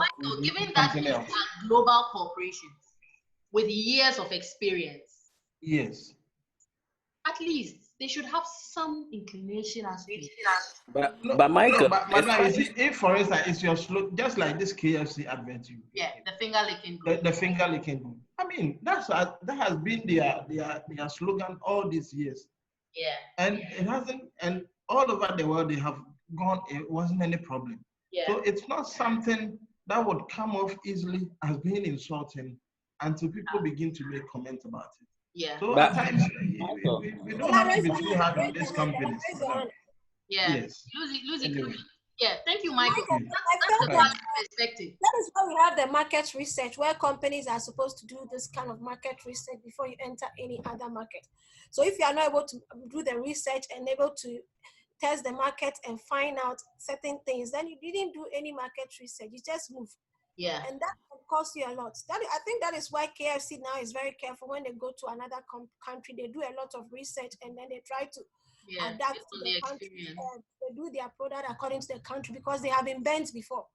Because they didn't do extensive market research for them to be able to know the kind of things to go onto the market, how people feel about this product before you send the product in. Yeah. That is why some people do what they call it market activation, when they are trying to bring a product into the market, they go and do and test it. Then you get a feedback. Yeah. As someone said some time ago, Glow brought a product and they told them the product will not work. But Glow insisted on using the product. That has cost. But like I said, out of Glow's arrogance, they believe that in Nigeria it did well. So in Ghana here, it should also do well. You see, so all perspectives are valid, including Michael's perspective. Sometimes they genuinely do not know. Sometimes too, it's arrogance. Sometimes too, it's negligence. Some people didn't do their job. Some units didn't do what they were supposed to do. Right? Sylvia, please come in. But yes, Doc. I think I was just going to say similar things as Lucy. Yeah. I was going to mention that, I mean, the point is you don't treat every market the same. So that's why it's relevant to conduct an environmental scan even before you get into the market in order to ensure that you fit. Yeah. So the point you're making as to the fact that it can be attributed to several things, negligence, I mean, sheer negligence can contribute to such things. Yeah. Thank you. Yeah, you're welcome, Sylvia. Thank you for contributing your perspective. Chief, come in. Hello, Doc. Yeah. Yeah, I agree to what they've said, but I think that maybe the issue of culture or language dynamics was not very something that most of these big firms were doing. Paying attention, because I don't know, of course, if you can only give us examples in contemporary times. Yeah. Because I'm sure now people pay attention. I'm sure all the examples you are giving us were early days of these companies or brands going into the long, not probably in contemporary times, where now culture dynamics or language has become a key thing for one to look out for. Yeah. I'm sure this is it. Yeah. Except for one advert I see on the Ghanaian TV where there is a. We're losing you again. are losing you. We can't hear you. Is it okay now? Yes. It has climbed the tree. Climbed the tree. Is it okay now? Yeah, it is. Yeah. Go ahead. I said, except for one advert announcing on television. Yeah. And I apparently it's a mobile device. Chief. What advert? All right. Yeah, Wi-Fi device. They call it Asanka. Chief, we can't hear. Asanka. Chief, no, we can't hear anything at all. Okay, Sally, you come in while Chief organizes himself. Yeah, Doc. I was going to say, okay, these decisions are made by individuals or a small set of individuals within these organizations. That's true. So regardless of whether they've done market research or not, there is an accountable within these organizations who make choices. Exactly. And to a large extent, the person's background, the person's orientation, the person's education, exposure would influence the choice of what is eventually going to go out to the market. I don't mean to cut you.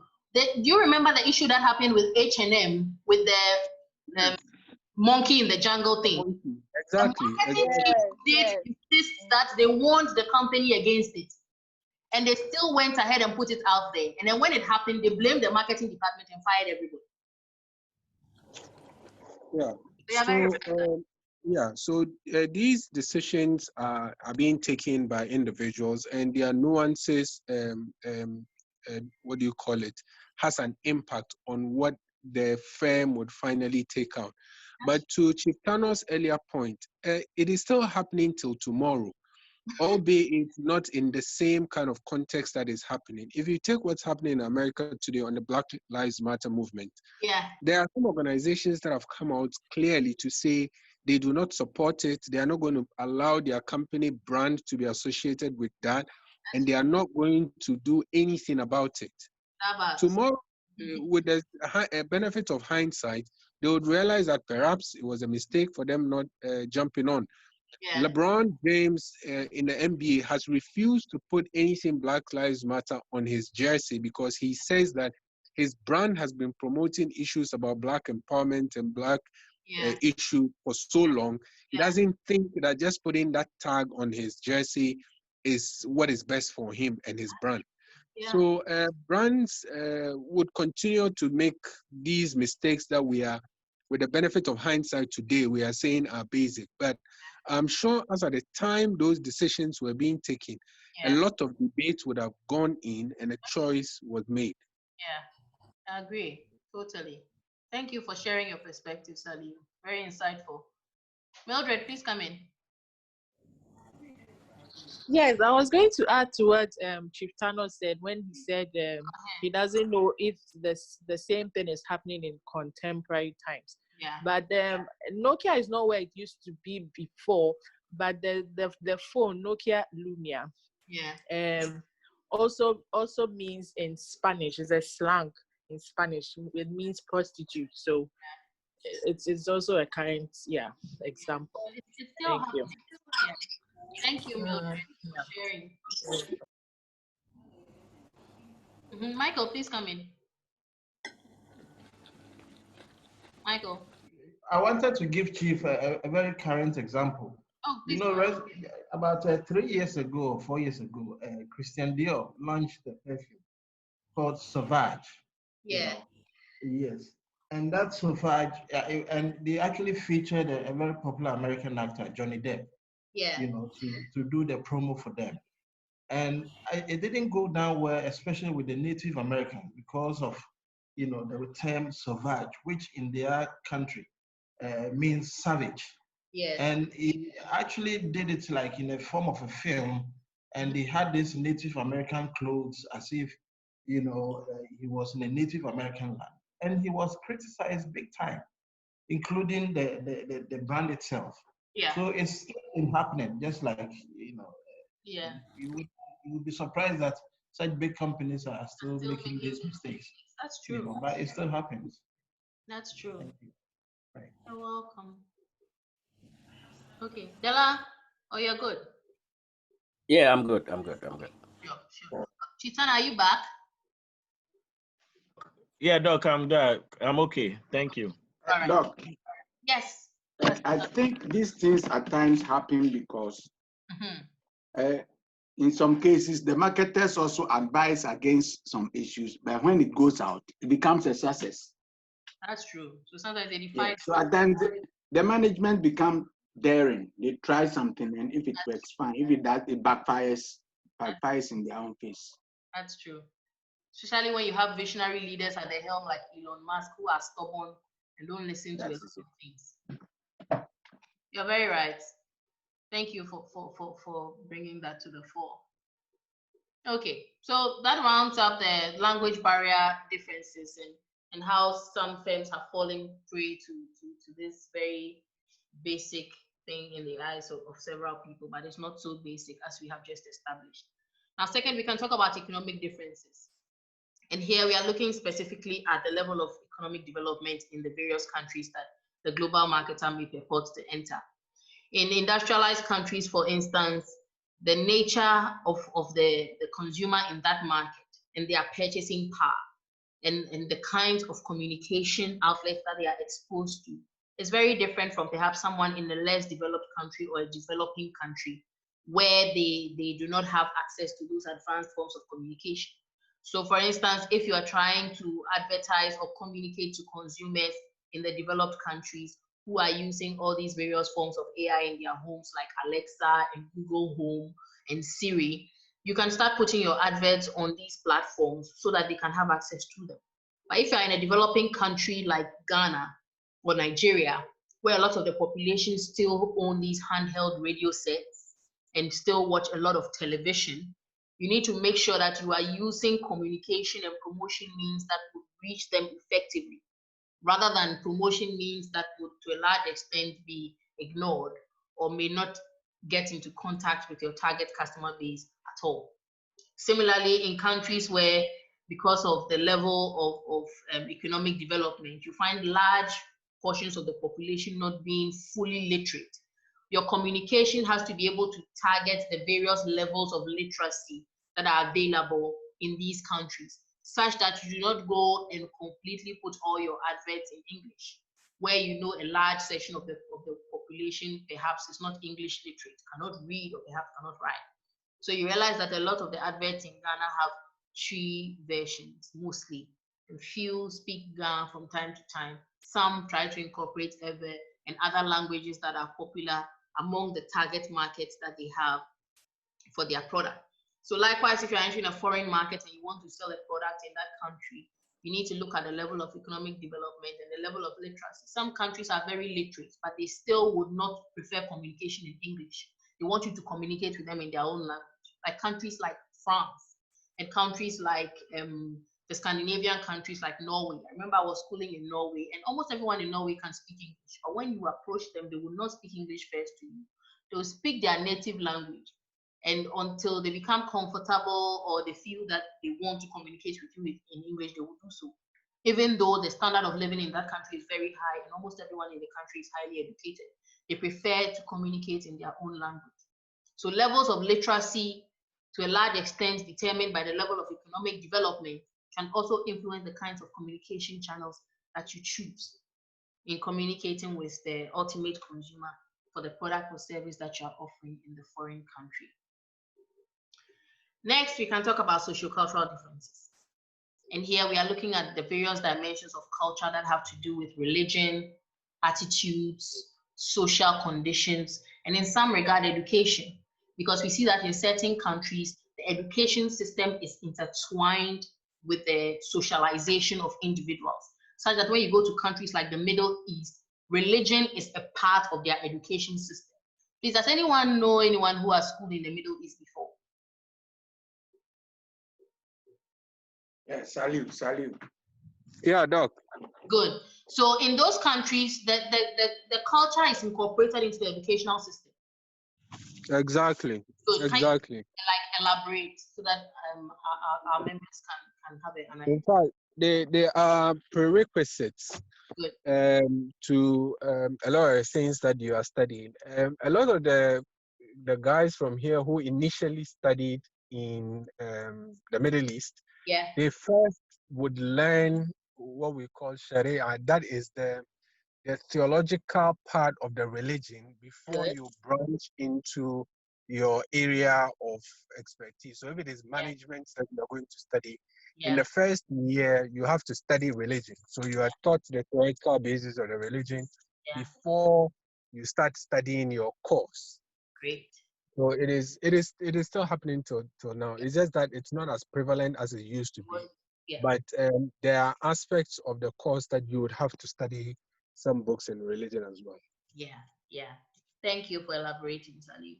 So in essence, if you have someone who is your target consumer coming from such a background in your foreign market you are targeting, it will definitely affect how they perceive their environment, how they interpret certain forms of signals and symbols and elements of communication that is put across.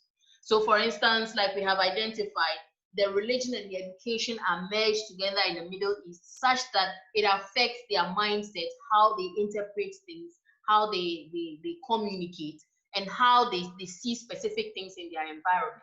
So for instance, in a country like India, if you have a product that you want to sell, and the product has to do with marriages, and it is white, you should not expect them to jump at it or be happy about it, because in marriage, white in India, white is not associated with marriage, it's associated with death and funerals. Whereas the color red is associated with marriage and prosperity in marriage in their culture. So if you're doing something relating to products that have to do with marriage and they are red, kudos to you, right? So an aspect of culture like color, for instance, like we identified, and religion can to a large extent influence the kind of communication and promotion that you put out there for your product or service. And again, several firms have fallen prey to this basic situation that we are going to talk about. And we are going to talk about two prime examples. The first one is a bit older, but the second one is very recent and to date has caused major backlash for this brand that we are going to talk about, that there's no way that their brand can survive in the market that they made this colossal sociocultural mistake. So let's look at the first one. This one happened in a Tesco store somewhere 2 or 3 years ago during the Ramadan period, right? And it was during Ramadan Mubarak. And at the entrance of the shop, they put a Pringles stand in the flavor of smoked bacon. And they were offering it free of charge to all the shoppers who would come in. And there were largely a lot of Muslims in that area. And it was supposed to wish them a happy Ramadan. So everyone could get a free a free can of Pringles smoky bacon. Now, during this time, leading up to the Ramadan Mubarak celebration, people are fasting. So first of all, if you are offering them food during fasting, it's considered to be disrespectful.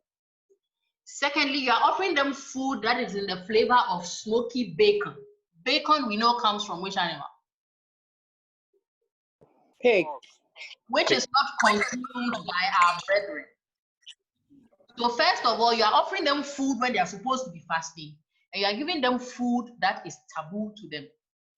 So what does that mean for you as a brand? Complete disaster.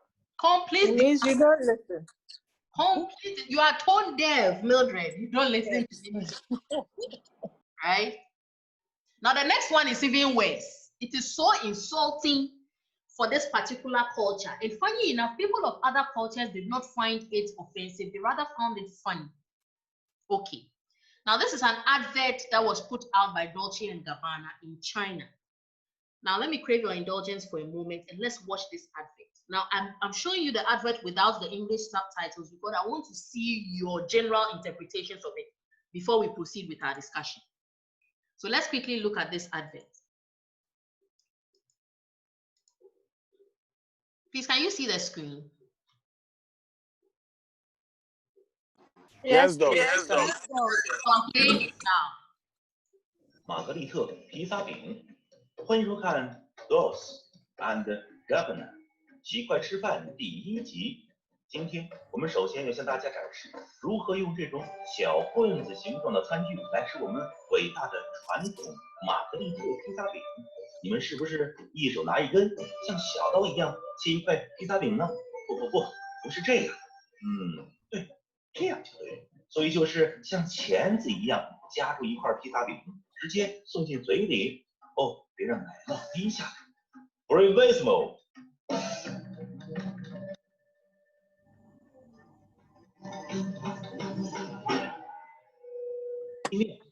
欢迎收看《Boss and Governor》奇怪吃饭第3集。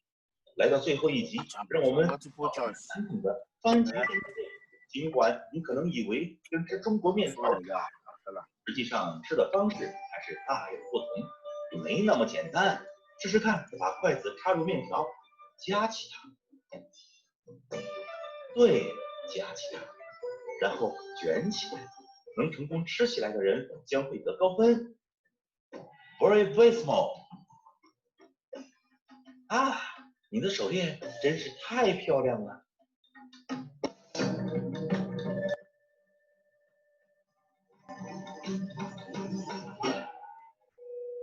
意式香炸甜卷儿，欢迎收看《Boss and Governor》喜快吃饭第2集。今天我们要吃的是传统的西西里香炸甜卷儿。终于有一个尺寸不那么让人手足无措的食物了，这是不是太夸张了？来，拿起筷子，在手里整理成钳子的形状，夹起一根甜卷儿。对你们来说还是太大了吗？你们还可以把一根筷子插进甜卷里面，像这样吃。这会让你感觉自己身在意大利，不过你是在中国。Bravissimo！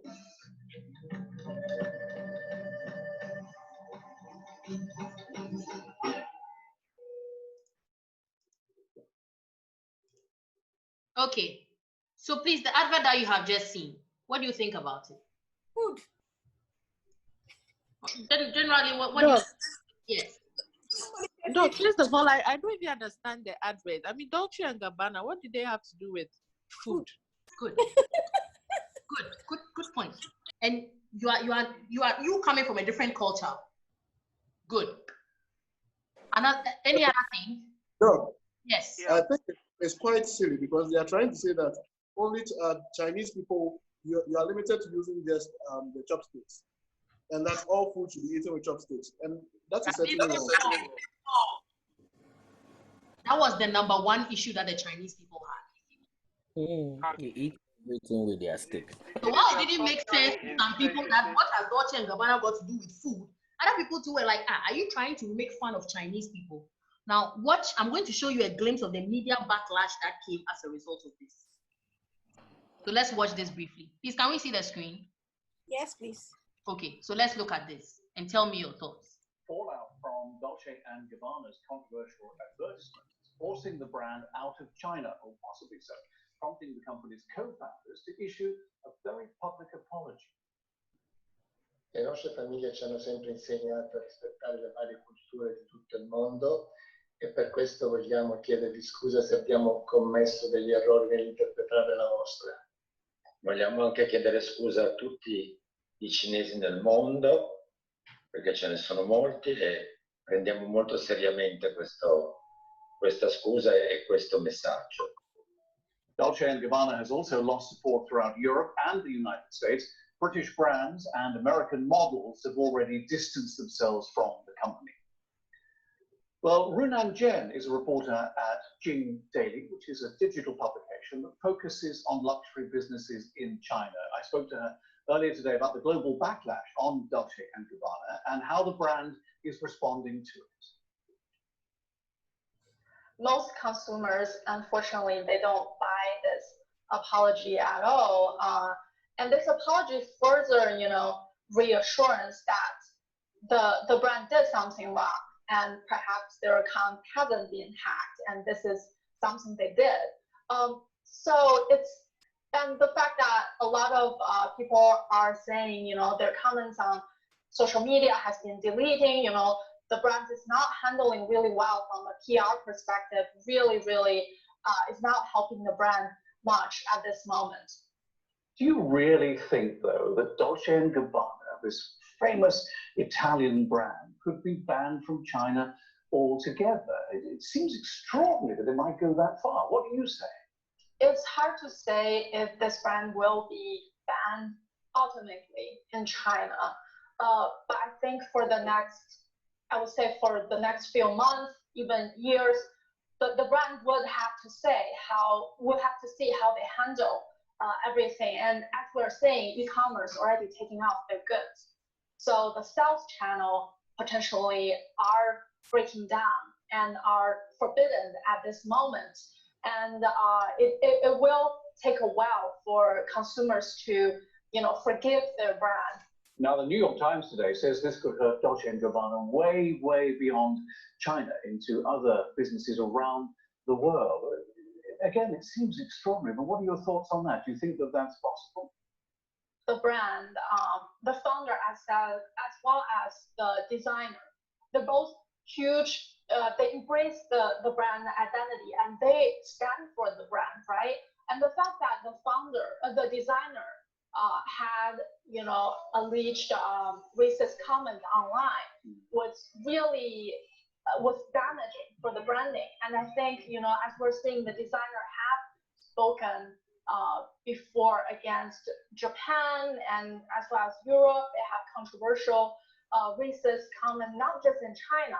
I think China is kind of the tipping point because people are angry. It's social media. People check social media all the time, and this will have a domino effect on the brands elsewhere.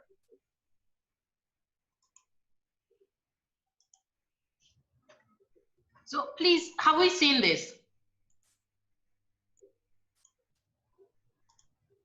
Please, are we there? Yeah. So you see how a simple mistake that relates to something as simple as, I think it was meant to be funny, right? Has such a ripple effect that now even other foreign markets are refusing to deal with this brand. Doc. Yes, please come in. I see it as very insulting because you see, Dolce and Gabbana, it's like some class of people wear this. So it sort of says that if you are a classical lady, or like if you are a classy lady, and you dress in a certain way and you are eating like a Chinese, I mean, certainly you either stain your outfit or you get your apparels maybe good. So many but funny enough, Pikuma, do you know China is the largest luxury sale market in the world? Yes. So why would they do something? I never knew that. Yeah, they are the largest market that buys luxury products in the world. Not the Emirates and co. Nope, China. But the Emirates, how many of them do you have? How many billionaires do they have? Emirates, they are just 10 million people. Yeah, the number Emirates is just 10 million.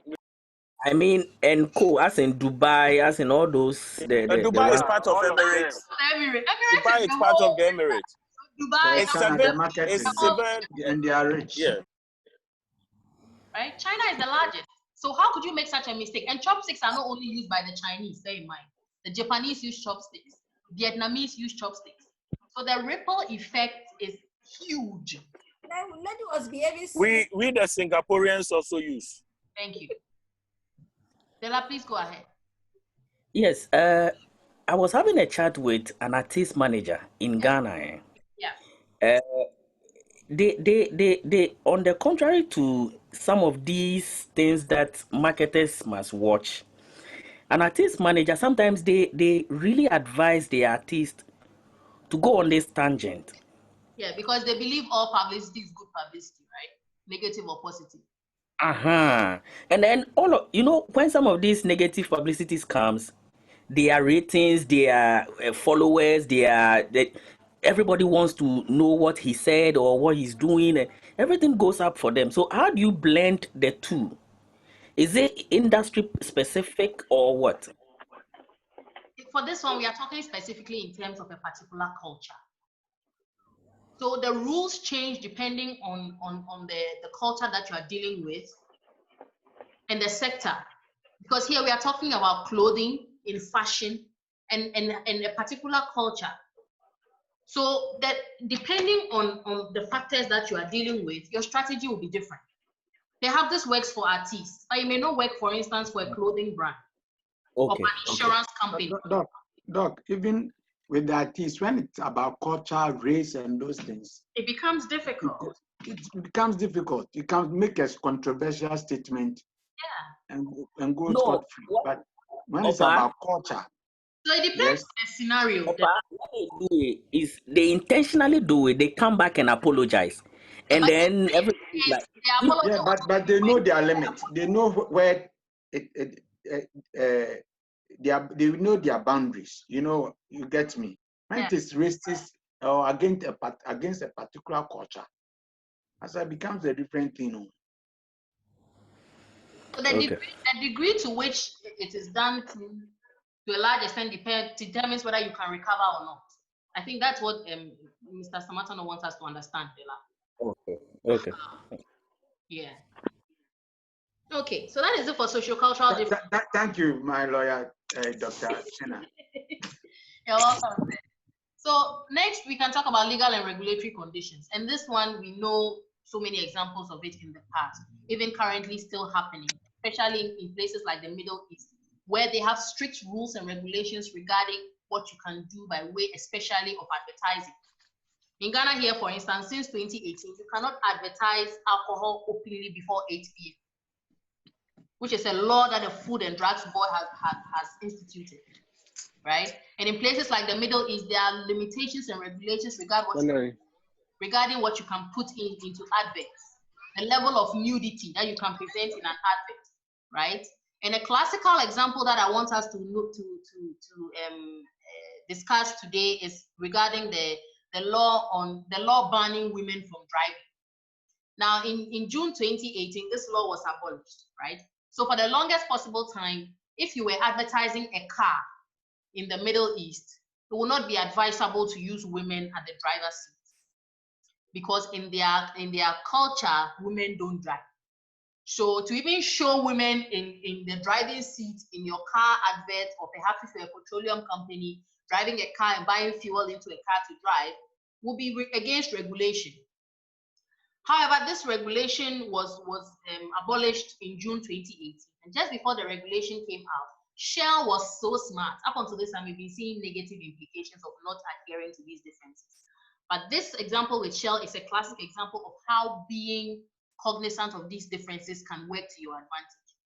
So before Saudi Arabia instituted the law allowing women to drive on June 24, 2018, Shell came up with this very sensitive advert that helped to highlight the situation and bring out the legal and cultural nuances as to why this was a law in the first place in the Middle East, and how it is going to change things once the law comes into effect.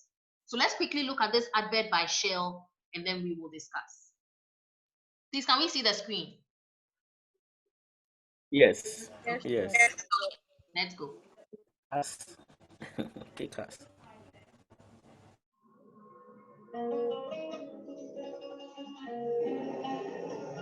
Salute, translate.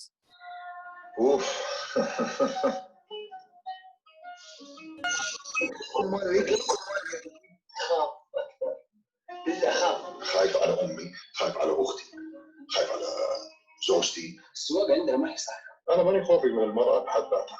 لا يجب ان نضع هذه المخاوف. I'm sorry, I thought I downloaded the video with the subtitles. It seems I did not. Oh, it can be translated. Salut is here, and I'm also around. Salut is here. This is Arabic. Salut doesn't know. I really wanted you to see Salut, what we're talking about. But if the subtitles... Salut speaks Hausa, not Arabic, please. Not Arabic, this is Arabic. Guys, can you just let us move on, please? Thank you. So, I think without the subtitles, the video will not make much sense to you.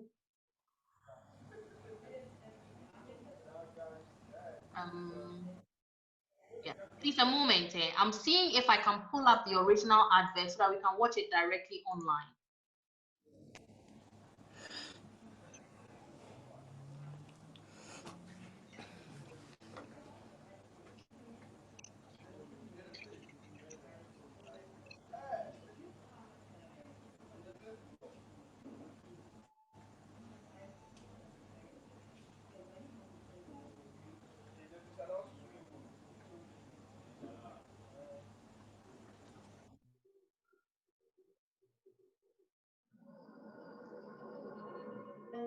Okay, please, I've got the original advert now, so I'm sharing it so that we can watch directly. Please, are we okay? Yeah.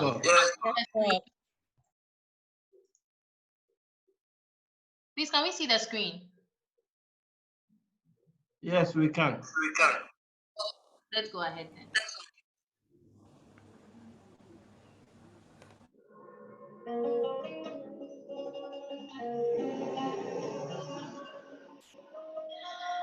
اوف تحس كل ما يقرب كل ما بديت تخاف اكثر. بديت اخاف. خايف على امي، خايف على اختي، خايف على زوجتي. السواقه عندنا ما هي سهله. انا ماني خوفي من المراه بحد ذاتها. لا يجب ان نضع هذه المخاوف عائق، لانه لو طالع في كل دول العالم ما المشاكل تصير في كل مكان. لكن هذا لا يعني انه خلاص طالما انا خايف عليك الموضوع ده ما تقوم نوم. احس حنان لا قدها واجهت اشياء اكثر من كذا، يعني كابتن طيار اختي، فما تبغى تسوق سياره ما شاء الله عليك. اللي قال بان وراء كل رجل عظيم امراه، اللي دعمني كانت امي. الحمد لله في كل مواقف صعبه عدت في حياتي اختي ولا عمرها نسيت. اول دي جي ميكسر امي الاستاذ. المس كل هذا النجاح والجزء الاكبر لزوجتي. زوجتي وشا خياط اللي وجه لها تحيه، هي التي وقفت معي واشعرتني بوجودي ككيان وساهمت في تحقيق الكثير من احلامي. الامراه هي الحياه يا شيخ. هذه المراه اللي انت وثقت فيها انها تربي جيل، معقوله ما تثق فيها انها تسوق سياره؟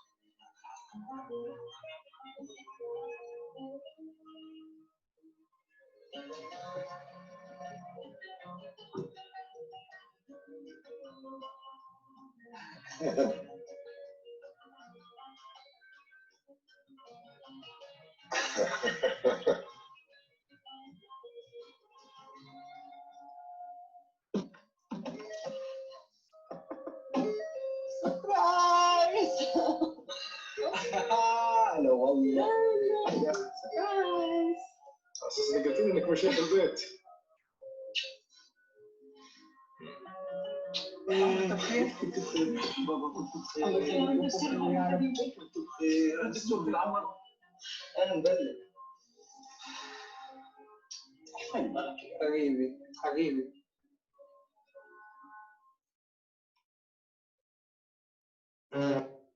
Please, do you see the advert? Yeah. Okay. Yeah.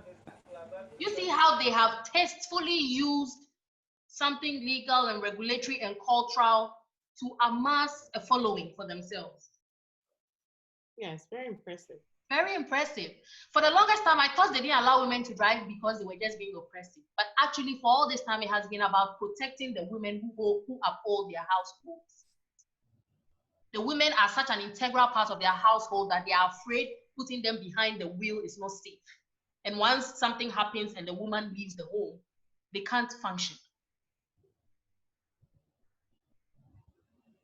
So this is how a firm or a brand can use something that is legal, regulatory, something perhaps of a language issue to their benefit, to spearhead their growth and expansion in a particular foreign market. And Shell only used this strategy in the Middle East because culturally and legally, it is only relevant to the Middle East. Please, does it make sense? It does, look, but I saw something else in the advert. Okay, what did you see? I noticed that even though the advert was in an Arab nation, I didn't see any of the men with even 2 wives. Yeah, we were all talking about their wives. Hey, lawyer. Salim, can you explain? It's implied. It is implied. It is there. He didn't see it. I don't know why he didn't see, but it is there. Yes, there were 2 women in one car. There were 2 women in one car. One was younger, one was older. One was older, and it looked like the daughter. I'm sure Shell is also promoting something else. Please, to avoid offending anyone of a different belief or a belief, I think we should end that discussion here. We are respectful of everybody's cultural ideologies and we accept all of them. Agreed? Yes, Doc, we agree. Okay. Agreed. Not all Arabs that marry more than one. Agreed. Yeah. So I think let's just look at the fact that Shell was able to use a change in regulation or a legality to be able to facilitate their expansion and growth in the foreign market. I think that should be the main takeaway from this. And then finally, we can talk about competitive differences. And here with competitive differences, we are talking about the number of competitors in the foreign market you want to enter into. Definitely, you will not be the first person to enter into that market. There will be some competition already there. So you need to look at the number of competitors that you have, their size, the types of promotional strategies that they are using, and then perhaps model your promotional strategy after their blueprint, such that perhaps there's a particular strategy that competitors have been using for years that has been working. Perhaps you can use an adapted version of that to also promote your products and services. Or based on what they are operating, depending on whether it is working or not. If it is not working, you can decide to take a tangent and decide to do something totally different. But it should be based on the differences between you and your competitors and what is actually working for your competitors and what is not, to be able to help you to create a promotional strategy that will guarantee you the ability to be able to effectively compete in the foreign markets that you are entering into. And with that, we have come to the end of our session, concluding our discussion on the global marketing mix.